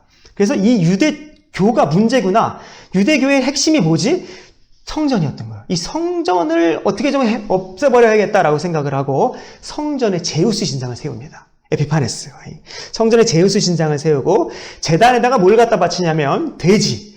유대인들이 그렇게 부정하다고 생각하는 돼지를 제물로 바치는 성전 치욕 사건을 벌이기 시작하는 겁니다. 이거를 계속 하는 거예요. 그러니까 유대인들 중에 반발이 있는 또 이 제사장 중에 마타디아스라는 굉장히 강직한 사람이 반대하고 났었죠. 그 아들인 유다 마카비가 봉기를 하는 겁니다. 사람들을 일으켜서 164년 전쟁을 일으켜요. 전쟁 3년 정도 했는데 일으켜서 결국에는 이 성전을 탈환하고 전쟁에서 승리합니다. 에피파네스에서 승리해요. 그래서 성전을 회복하고 성전을 다시금 정화시켜서 하나님께 봉헌을 합니다. 이게 이제 그들의 달력으로 이제 겨울인데 한 12월 25일이라고요. 한우카 봉헌한 날. 그래서 이 성전을 정화하고 회복하고 하나님께 봉헌한 날이라 해서 수전절, 지킬 수 성전의 전자를 써서 성전을 지킨 날 해서 BC 164년에 이 절기가 생깁니다. 그래서 이 절기는 아직도 유대인들이 굉장히 큰 절기로 지금 이스라엘의 사람들, 지금 현재 이스라엘 사람들도 한우카라고 지키고 있는 절기이기도 해요. 그러니까 성전 관련 절기입니다. 근데 이수전절인데 이수전절을 배경으로 하는데 이수전절에 예수님이 무슨 말씀을 하셨냐면 이 말씀을 하신 거예요. 진짜 따라야 하는 것이 무엇인지에 대해서. 우리가 좋아하는 말씀인데요. 10장 27절 보면 내 양은 내 음성을 들으며 나는 그들을 알며 그들은 나를 따르느니라.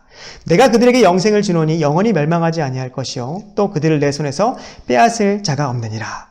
그들을 주신 내 아버지는 만물보다 크심에 아무도 아버지 손에서 빼앗을 수 없느니라. 나와 아버지는 하나이시니라. 이 말씀을 하세요.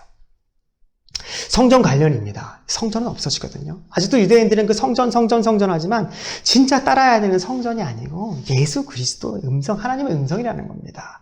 근데 그 내 양은 내 음성을 듣는데 내 양이 아닌 자는 내 음성을 못 듣는 거죠. 그래서 내 양들을 내 음성을 들어라. 그리고 정말 중요한 건 나와 아버지는 하나야 라고 하면서 삼위일체의 일체성을 드러내기 시작하신 것입니다.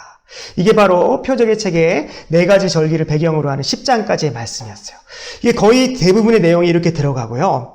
그 다음에 마지막으로 표적의 책에서 나사로를 살리는 이 거대한 절정의 표적이 나오는 겁니다. 11장과 12장은 나사로를 살리시고 생명의 길을 걸어가시는 이 내용이 나오는 겁니다. 먼저 죽은 나사로를 살리세요. 11장에 보시면 죽은 나사로를 살리시는 것은 어디까지 죽은 나사로냐면요. 나사로가 아프다는 걸 들었어요. 근데 죽으셨습니다. 그런데 죽은 후에 나흘을 버티세요. 안 살리십니다. 왜냐하면 유대에 3일 동안은 혹시라도 살아갈 수 있다. 영혼이 뭐 이렇게 맴돈다라는 이러한 일화가 맴돌았기 때문에 오히려 나흘이 지날 때까지 나사로를 살리지 않고 나흘이 지난 후에 나사로를 무덤에서 살리시죠. 근데 무덤에서 살리실 때 어떻게 살리십니까? 오직 말씀만으로. 나사로라 나오너라. 그 돌을 옮겨 놓아라 한 다음에 나사로에게 명령하시죠. 나사로야 나오너라. 말씀만으로 나오시는 거예요. 말씀만으로 살리시는 겁니다. 땅의 권세와 사망 권세를 이기시며 하늘의 생명을 주시는 분을 절정으로 표적으로 드러내시는데 말씀만으로 살리시는 거예요. 왜겠어요? 말씀으로 하나님이 세상을 창조하셨기 때문에 창조주인 예수께서 창조의 능력인 말씀으로 죽은 자, 끝난 자를 다시금 재창조, 재살리는 겁니다. 물론 나사로는 나중에 죽었지만 당연히 나중에 다 예수님께서 다시 오시는 그날 다 같이 부활하겠죠. 여기도 에고 에이미가 나옵니다. 예수님께서 11장 25절부터 26절 보시면 예수께서 이르시되 나는 부활이요 생명이니 나는 부활과 생명을 주실 수 있는 하나님이다라는 거죠. 나를 믿는 자는 죽어도 살겠고 무릇 살아서 나를 믿는 자는 영원히 죽지 아니하리니 이것을 내가 믿느냐라고 말씀하시는 겁니다. 이렇게 나사로까지 살림을 많은 자들이 봤습니다. 그랬더니 유대인들이 큰일 난 거죠. 야 이러다 정말 다 예수를 믿겠구나. 다 예수에게 가겠구나. 이러다가는 우리 어떻게 먹고 사냐? 큰일 나겠다 해서 유대인들이 적극적으로 살해 모의를 하는데요.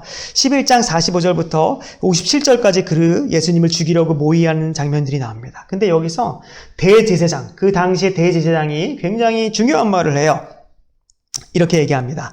그 중에 한 사람 49절인데요. 대제사장인 가야바가 그들에게 말하되 너희가 아무것도 알지 못하는도다.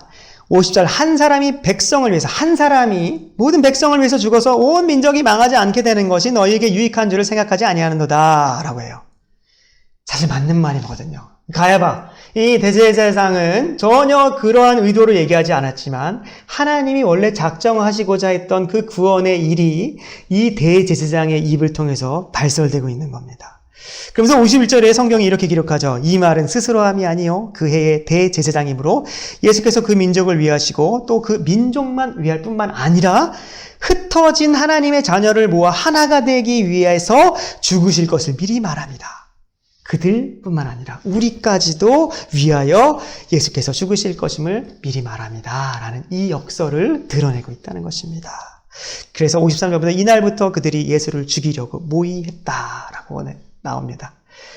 그리고 이렇게 대제사장 역설이 나온 후에 12장으로 넘어가면 성전에 왕으로 입성하는 장면이 나오는 겁니다. 예수님이 드디어 생명을 주시는 영광의 길로 들어가시는 거예요.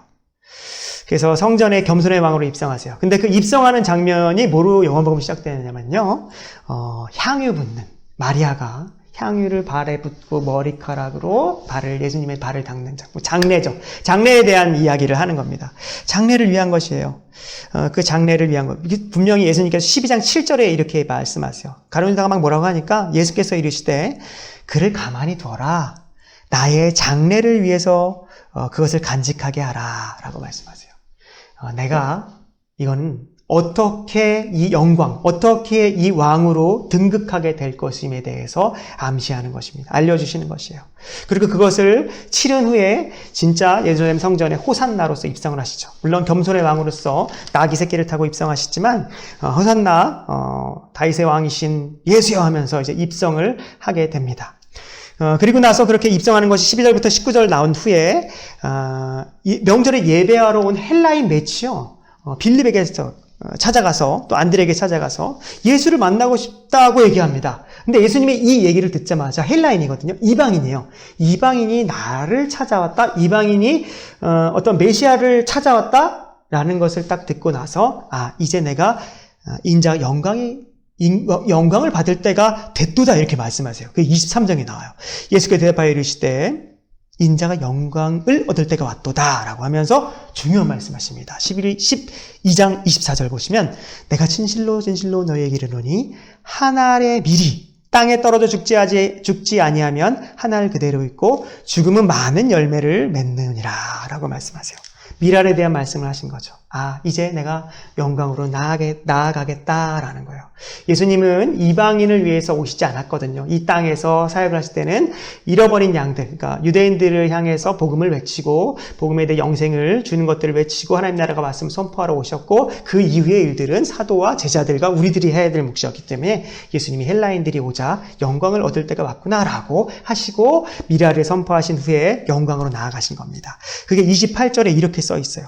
아버지여 아버지의 이름을 영광스럽게 하옵소서 하시니 이에 하늘에서 소리가 납니다. 아버지의 소리겠죠. 내가 이미 영광스럽게 하였고 또다시 영광스럽게 하리라 라고 하늘의 소리가 납니다. 영광이에요. 이제 그 영광의 모습이 영광의 책에서 드러나기 시작하는 것입니다. 그래서 영광의 책으로 넘어갑니다. 예.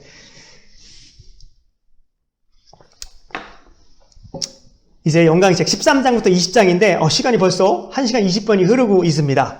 근데 영광의 책부터는 쉬워요. 길지 않습니다. 이제 얼마 안 있으면 다 끝날 수 있을 것 같아요. 자, 영광의 책이 영광인데 이제 예수님이 이제 죽으시고 순환을 당하시는 일이 나올 건데 세족식으로 시작한다는 게 굉장히 특별한 거예요. 13장 1절부터 30절까지 세족식. 우리가 다 아는 세족식이니까 세족식이 무엇을 상징하냐면 그리스도인과 그리스도의 삶의 목적을 상징하는 의미예요. 종으로서 자기를 내어주는 사랑을 의미한다는 겁니다. 나는 왕으로 왔어요. 예수님은 왕으로 오셨어요. 그런데 이렇게 내어주는 종으로서의 삶을 살아가는 겁니다. 그리고 이것이 결국에 높아진다는 것을 얘기하는 거예요. 그리고 이게 하나님의 참 본성이다라고 말할 수 있는 겁니다. 이거를 바울 사도가요. 빌립보서 2장 6절에서 11절에서 이 하나님의 참 본성, 이 세족식의 의미를 이렇게 풀어서 설명했습니다. 같이 한번 읽어보셨으면 이걸 듣고 가장 의미를 생각하시면서 읽어보시겠습니다. 시작. 그는 근본 하나님의 본체시나 하나님과 동등됨을 취할 것으로 여기지 아니하시고 오히려 자기를 비워 종의 형체를 가지사 사람들과 같이 되셨고 사람의 모양으로 나타나사 자기를 낮추시고 죽기까지 복종하셨으니 곧 십자가에 죽으심이라. 비합니다. 완전히 비하됐어요. 이름으로부터 다 이제 올라가는 겁니다. 이름으로 하나님이 그를 지극히 높여 모든 이름 위에 뛰어난 이름을 주사 하늘에 있는 자들과 땅에 있는 자들과 땅 아래에 있는 자들로 모든 무릎을 예수의 이름에 꿇게 하시고 모든 입으로 예수 그리스도를 주라 시인하여 하나님 아버지께 영광을 돌리게 하셨느니라 라고 말씀하는 거예요. 이게 바로 우리의 삶이 되어야 된다는 겁니다. 이름으로부터가 우리의 삶이 아니라 이름으로가 하나님으로부터 나와야 되는데 그 전에 삶이 있으면 이름으로가 하나님으로부터 나온다는 거예요. 이게 바로 그리스도의 삶이고 그리스도의 삶이었다는 겁니다. 이게 바로 세족식이었어요. 그리고 요한복음에는 다른 복음서에 있던 최후의 만찬 장면을 생략을 하셨습니다. 만찬은 사실 언약식이거든요. 언약식인데 언약식이 굉장히 중요한 거죠. 근데 언약식은 이미 잘 행해지고 있었기 때문에 여기선 생략을 했어요. 근데 중요한 건요, 언약식 다음의 장면이에요. 고별설교의 장면인데, 예수님이 이 30절, 13장 30절에 보시면 유다가 나가는 장면, 세족식 끝나고 유다가 갑자기 나갑니다. 근데 그 나가기 전에 예수님이 이렇게 떡 조각을 줬거든요. 이게 최후의 만찬이죠. 떡을 먹으라는 거죠. 근데 이 30절에 보시면 유다가 그 떡 조각을 받고 나가니 밤이더라 이렇게 써 있어요. 그러니까 유다가 떡 조각을 받고 먹지 않고 나간다는 거예요. 언약식이었는데 언약식의 그 떡을 살을 받지 않고 나간 겁니다. 언약 밖으로 나가게 된 거죠. 가룟 유다는. 그럼 지금 여기 안에 들어있는 최후 만찬에 석에 앉아있는 제자들은 예수님 안에 들어있는 언약 백성들만 지금 남게 된 거죠. 그래서 이 언약식을 치렀고 이 언약식을 치렀기 때문에 언약 백성 안으로 들어왔으면 뭘 줘요? 어떻게 살아야 되는지 계명을 주죠. 그래서 하나님이 시내산에서 십계명이라는 그 언약을 베푸시고 계명을 주신 거예요. 그래서 출애굽기에 보면 언약식이 먼저 나와요. 언약식이 먼저 나오고 하나님이 막 구름에서 진동하시는 그 무서움 가운데서 이스라엘 백성들이 올라오게 하고 70인 장로가 올라오게 하고 거기서 언약을 베풀고 나서 모세가 시내산에 40일 40야 올라가죠. 그리고 거기서 율법을 수여받는 겁니다. 계명을 수여받는 거죠. 똑같이 언약식, 최후의 만찬의 언약식이 되자 바로 그 언약 안에 있는 백성들이긴 이 사도들에게 가론다 뺀 이제 새 계명을 주는 겁니다. 그래서 새 계명이 13장 34절에 나오기 시작한 겁니다. 그래서 이제 13장 여기서부터 바로 고별 설교가 시작이 되는 건데 새 계명을 너희에게 주노니 서로 사랑하라. 내가 너희를 사랑한 것 같이 너희도 서로 사랑하라. 서로 사랑하라라는 계명은요, 하나님을 사랑하고 이웃을 사랑하라. 서로 사랑하라는 계명은 원래 있었던 계명이죠. 근데 예수께서 새 계명이라고 얘기하신 것은 바로 이 세족식의 모습을 보고 또 십자가의 모습을 본 이들에게 내가 너희를 어떻게 사랑했는지를 알지 않니? 내가 너희를 사랑한 것 같이 너희도 서로 사랑하라라는 겁니다. 그래서 예수께서 사랑한 것이 먼저 베풀었기 때문에 그 계명대로 살아가게 되는 것이죠. 근데 이 계명, 어떻게 우리가 예수님같이 우리 이웃을 사랑하겠습니까? 불가능한 거죠. 죄된 인간의 본성상. 그래서 이 새 계명을 이룰 수 있는 것을 알려주시는 거죠. 그게 바로 고별설교예요. 고별설교 14장부터 이제 16장까지 엄청 긴 설교가 나옵니다. 예수님 말씀밖에 없어요. 여기는 다른 거리 거의 없습니다. 예수님 말씀밖에 없는데 이 말씀을 처음에 이제 내가 이제 가야 된다. 이제 아버지께로 올라갈 거라고 합니다. 제자들이 3년 반 동안 정말 열심히 따라왔고 이분이면 메시아라고 생각하고 따라왔는데 가신다고 하니 얼마나 불안하겠어요. 길을 잃고 불안해하는 제자들에게 14장 6절에서 에고의 의미를 통해서 이렇게 얘기하는 거죠. 예수께서 이르시되 내가 곧 길이요 진리요 생명이니 나로 말미암지 않고는 아버지께로 올 자가 없느니라. 너희가 나를 알았더라면 내 아버지도 알았을 것이다. 이제부터는 너희가 그를 알았고 또 보았느니라. 나를 통해서 갈 수 있어. 걱정하지 마. 잘 무슨 말인지 못 알아듣죠. 분명히 하나님이신 예수님이 그렇게 얘기하는데도 그래서 또 얘기해 주는 거예요. 나 말고 보혜사 성령, 또 다른 보혜사라 그래요. 자기가 보혜사였거든요. 보혜사는 조력자, 변호자, 옆에서 도와주는 자 이런 거거든요. 예수님께서 보혜사였는데 또 다른 보혜사인 성령을 보여주신다고 합니다. 그리고 그 성령이 누구냐? 그리스도의 영이라고 하세요. 그리스도의 영에 대해서 말씀하시고 그 성령이 삼위일체 하나님이 되심을 말씀하세요. 그래서 그 성부 하나님, 아버지 하나님과 자신과 이 성령 하나님이 사랑의 연합으로 하나가 되어 있다라는 것을 계속 말씀하세요. 그래서 아버지가 내 안에 가고 내가 아버지 안에 가고 그것이 하나님 영 안에서 그것이 하나로 결속되어 있다는 것을 계속 말씀하십니다. 근데 그게 무엇으로 결속되어 있냐면 사랑의 연합으로 결속이 되어 있다는 것을 말합니다. 그리고 더 나아가서 그 성령 하나님이 그 삼위일체신 그 성령 하나님, 사랑으로 연합되어 있는 성령 하나님이 우리에게 올 것인데 너희에게 올 것인데 제자들이 이 성령으로 말미암아 예수께로 연합되고 그 예수께서 연합됨으로 말미암아 아버지와 함께 될 것이다 라는 것이에요. 그래서 제자들도 성령을 통해 그리스도의 연합으로 나아가고 또 그리스도의 연합으로 나아가기 때문에 아버지께로 가서 아버지의 뜻대로 행하게 되는 삶, 이것이 바로 너희가 살아가게 될 삶이야 라는 것이 바로 고별설교의 포인트예요. 그래서 또 15장 되자마자 뭘 얘기하시냐면 포도나무 얘기를 하시는 거예요. 내가 참 포도나무요. 포도나무에 가지가 붙어 있어야 되는 거죠. 그 가지가 붙어 있지 않고는 아무 일도 행할 수 없으리라. 아무것도 할 수 없으리라 말씀하신 거예요. 내 아버지는 농부고 난 참 포도나무야. 그래서 너희가 나한테 붙어 있어야만 연합해서 아버지의 뜻대로 행할 수 있는 거야 라는 것을 비유로서 얘기하신 겁니다. 여기도 에고의 의미가 사용됐어요. 내가 참 포도나무로서 하나님이다. 그래서 나를 통해서 그렇게 성령을 통해 그리스도의 연합으로 아버지께 나라가 아버지의 뜻대로 행하게 되는 이 삶을 살아갈 수 있음을 알려주신 겁니다.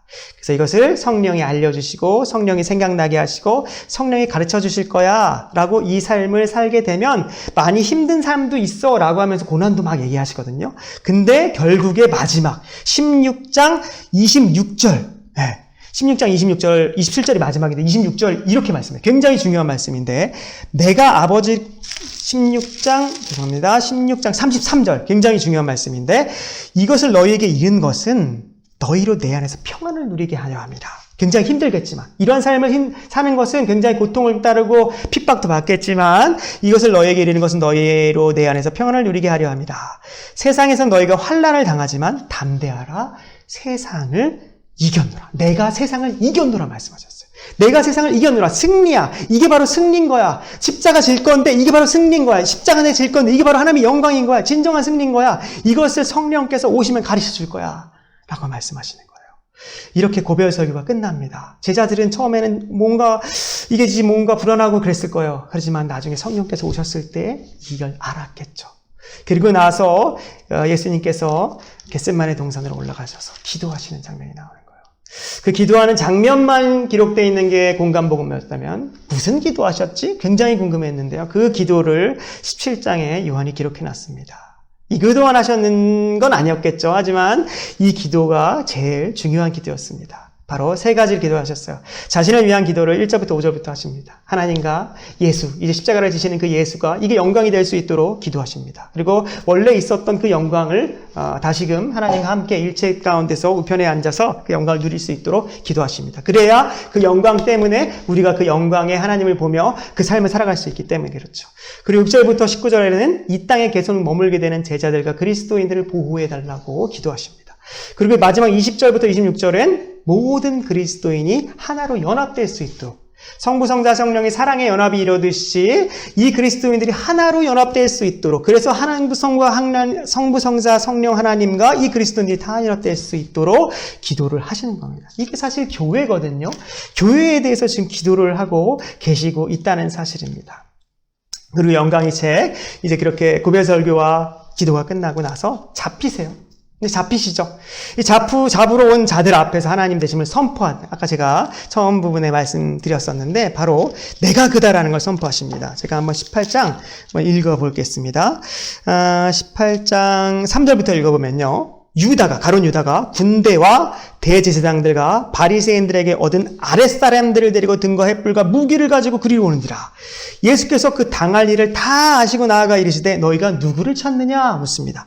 대답하되 나사렛 예수다 하거늘 이르시되 내가 그니라 이렇게 말씀. 내가 나다, 나는 나다, 내가 그니라. 에고 에미 딱 선포하신 것입니다.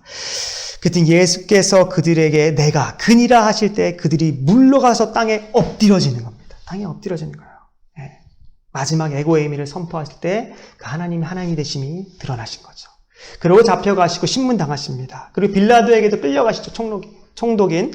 사실 빌라도는 엄청나게 풀게 하려고 예수님을 십자가에 못 박지 않고 그냥 풀려나게 하려고 많은 노력을 했습니다.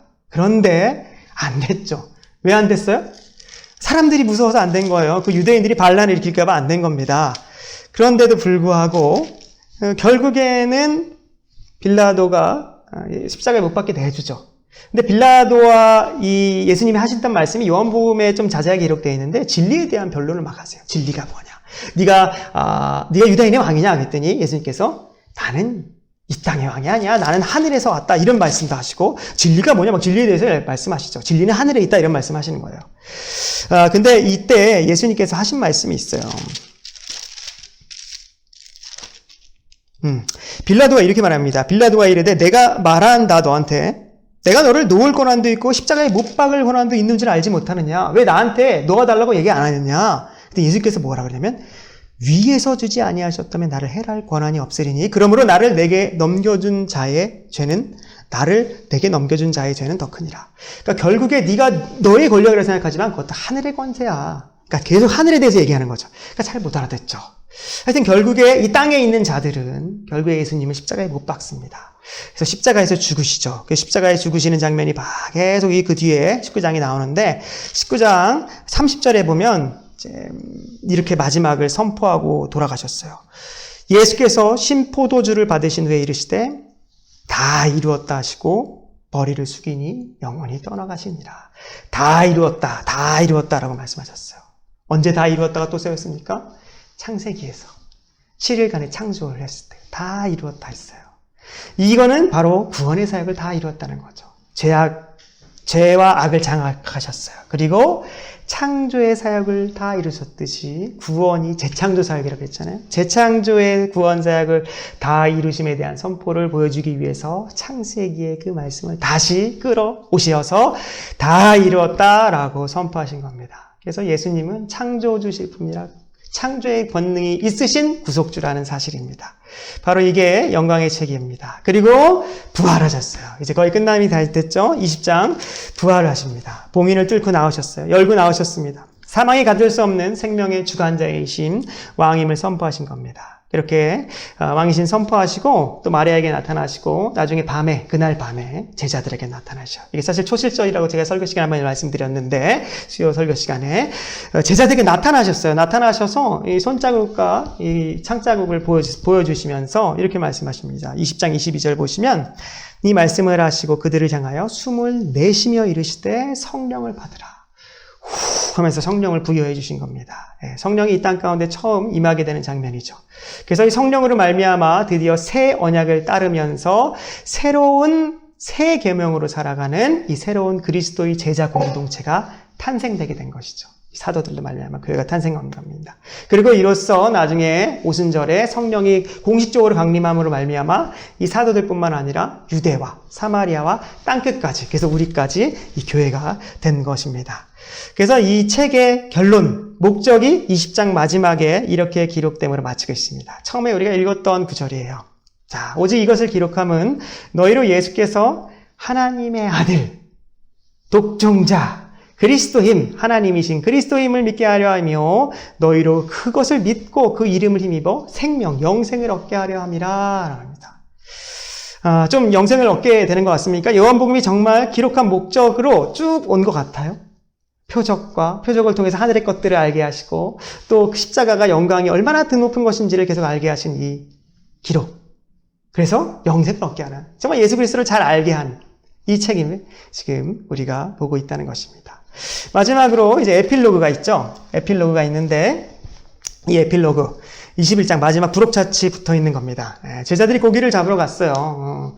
예수님이 뭐 하는지 모르겠고 하니까 고기를 잡으러 다시 갈릴리로 갔습니다. 아무것도 잡지 못했어요. 몇 명의 어부들이 있었는데, 근데 예수님이 나타났는데 예수님인지 못 알아봅니다. 예수님이 지금 잡았느냐? 못 잡았습니다. 오른편에 던져라. 그렇죠. 다른 편에 던져라. 이렇게 오른편에 던져라. 그래야만 잡으리라 했더니, 진짜 오른편에 던졌더니 가득 잡았어요. 근데 그 가득 잡은 수가 153마리. 153. 볼펜이죠. 153마리가 잡힌 겁니다. 예전에는요, 예수님 처음 만났을 때는 그물이 찢어졌는데 이번에는 가득 잡혔는데 그물은 찢어지진 않습니다. 그렇지만 153마리가 나오는 거죠.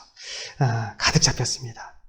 이게 뭐냐면 예수님의 말씀을 따르면 예수님을 보게 되는, 예수님을 따르는 제자들의 이상향을 설명해주고 있는 거예요. 에필로그는 예수님을 따르는 새로운 공동체의 제자들이 어떻게 살아야 되는지, 어떻게 해야 되는 건지 얘기하고 있는 거거든요. 그래서 그 사역 방식은 말씀을 듣고 순종하면 예수님을 삶에서 발견하게 돼서 예수님과 동행하게 된다, 이런 얘기예요.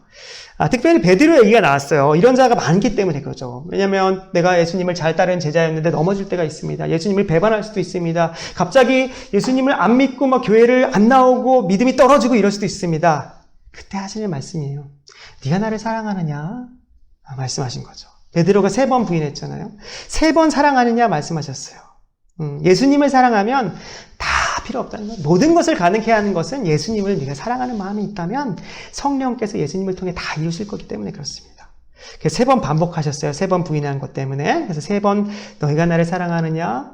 아시지 않습니까? 라고 방문하면서 치유를 하시고 사명을 재확인하는 거죠.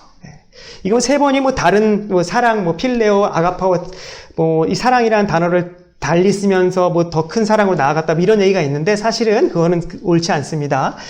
요한복음은 요한이 쓴 서신들은 다 이 단어를 바꿔 썼어요. 여기서도 이렇게 쓰고 여기서도 이렇게 쓰고 같은 단어를 많이 바꿔 쓰는 것들이 인류화에 됐기 때문에 그럼 원어를 달리 썼다고 더 큰 은혜가 있고 이런 건 아닙니다. 어쨌든 3번 물어보셨고 3번 치유하셨고 다시 사명을 재부여했습니다. 우리에게도 마찬가지로 우리가 넘어졌습니까?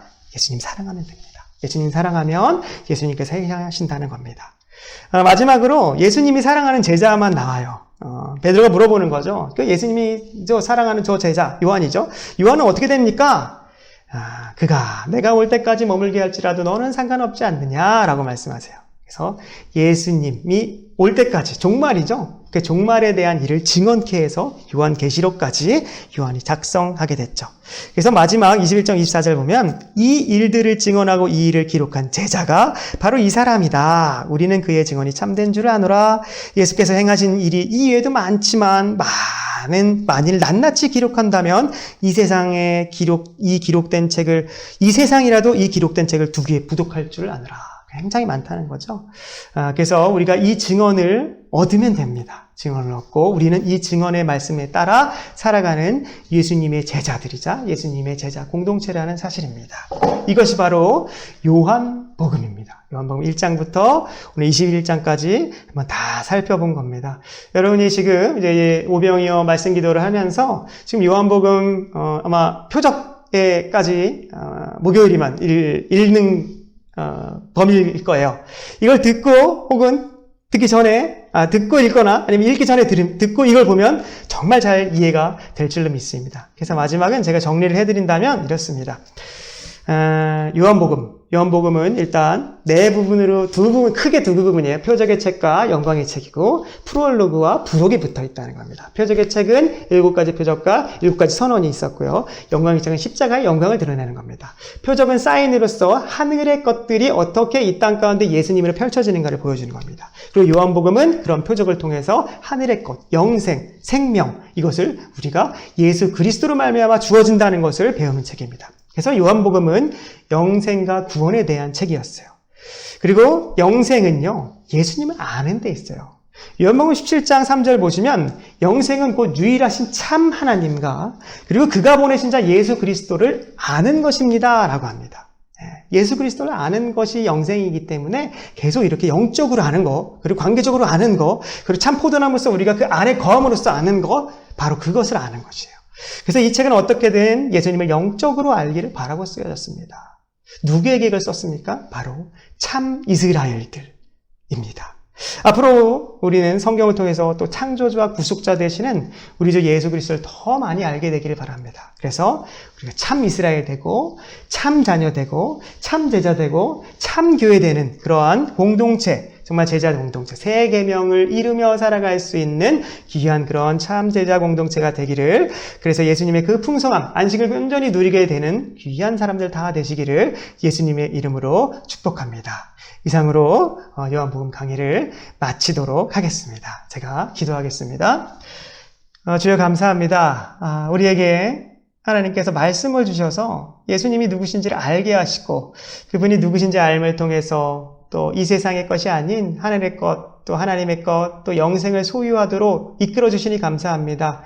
우리 성도들 정말 교회도 잘 못 나오고 많이들 힘든 상황 가운데 있습니다. 그럼에도 불구하고 이렇게 주어진 말씀, 살아계신 그 하나님의 말씀을 통해서 영적으로 되살아날 수 있도록 인도하여 주시옵시고, 또한 이 요한복음의 이 강의를 통해서 듣는 대로 다시 한번 읽으면서 영생을 얻는, 또 영적으로 충만해지는, 정말 목마른 자가 정말 다시는 목마르지 않는 내 뱃속에서부터 흘러넘치는 생수를 얻어 매일 기쁨 충만함을 누려 살게 되는 그런 귀한 풍성한 그리스도의 공동체들, 또 그의 성도들 될 수 있도록 아버지 인도하여 주시옵소서. 다음에 또 속히 만나게 될 것을 기대하며 나아가오니 하나님 함께해 주시옵고 우리의 삶을 하나님께서 주관하실 걸 믿고 감사드리오며 예수 그리스도의 이름으로 기도드리옵나이다. 아멘. 감사합니다.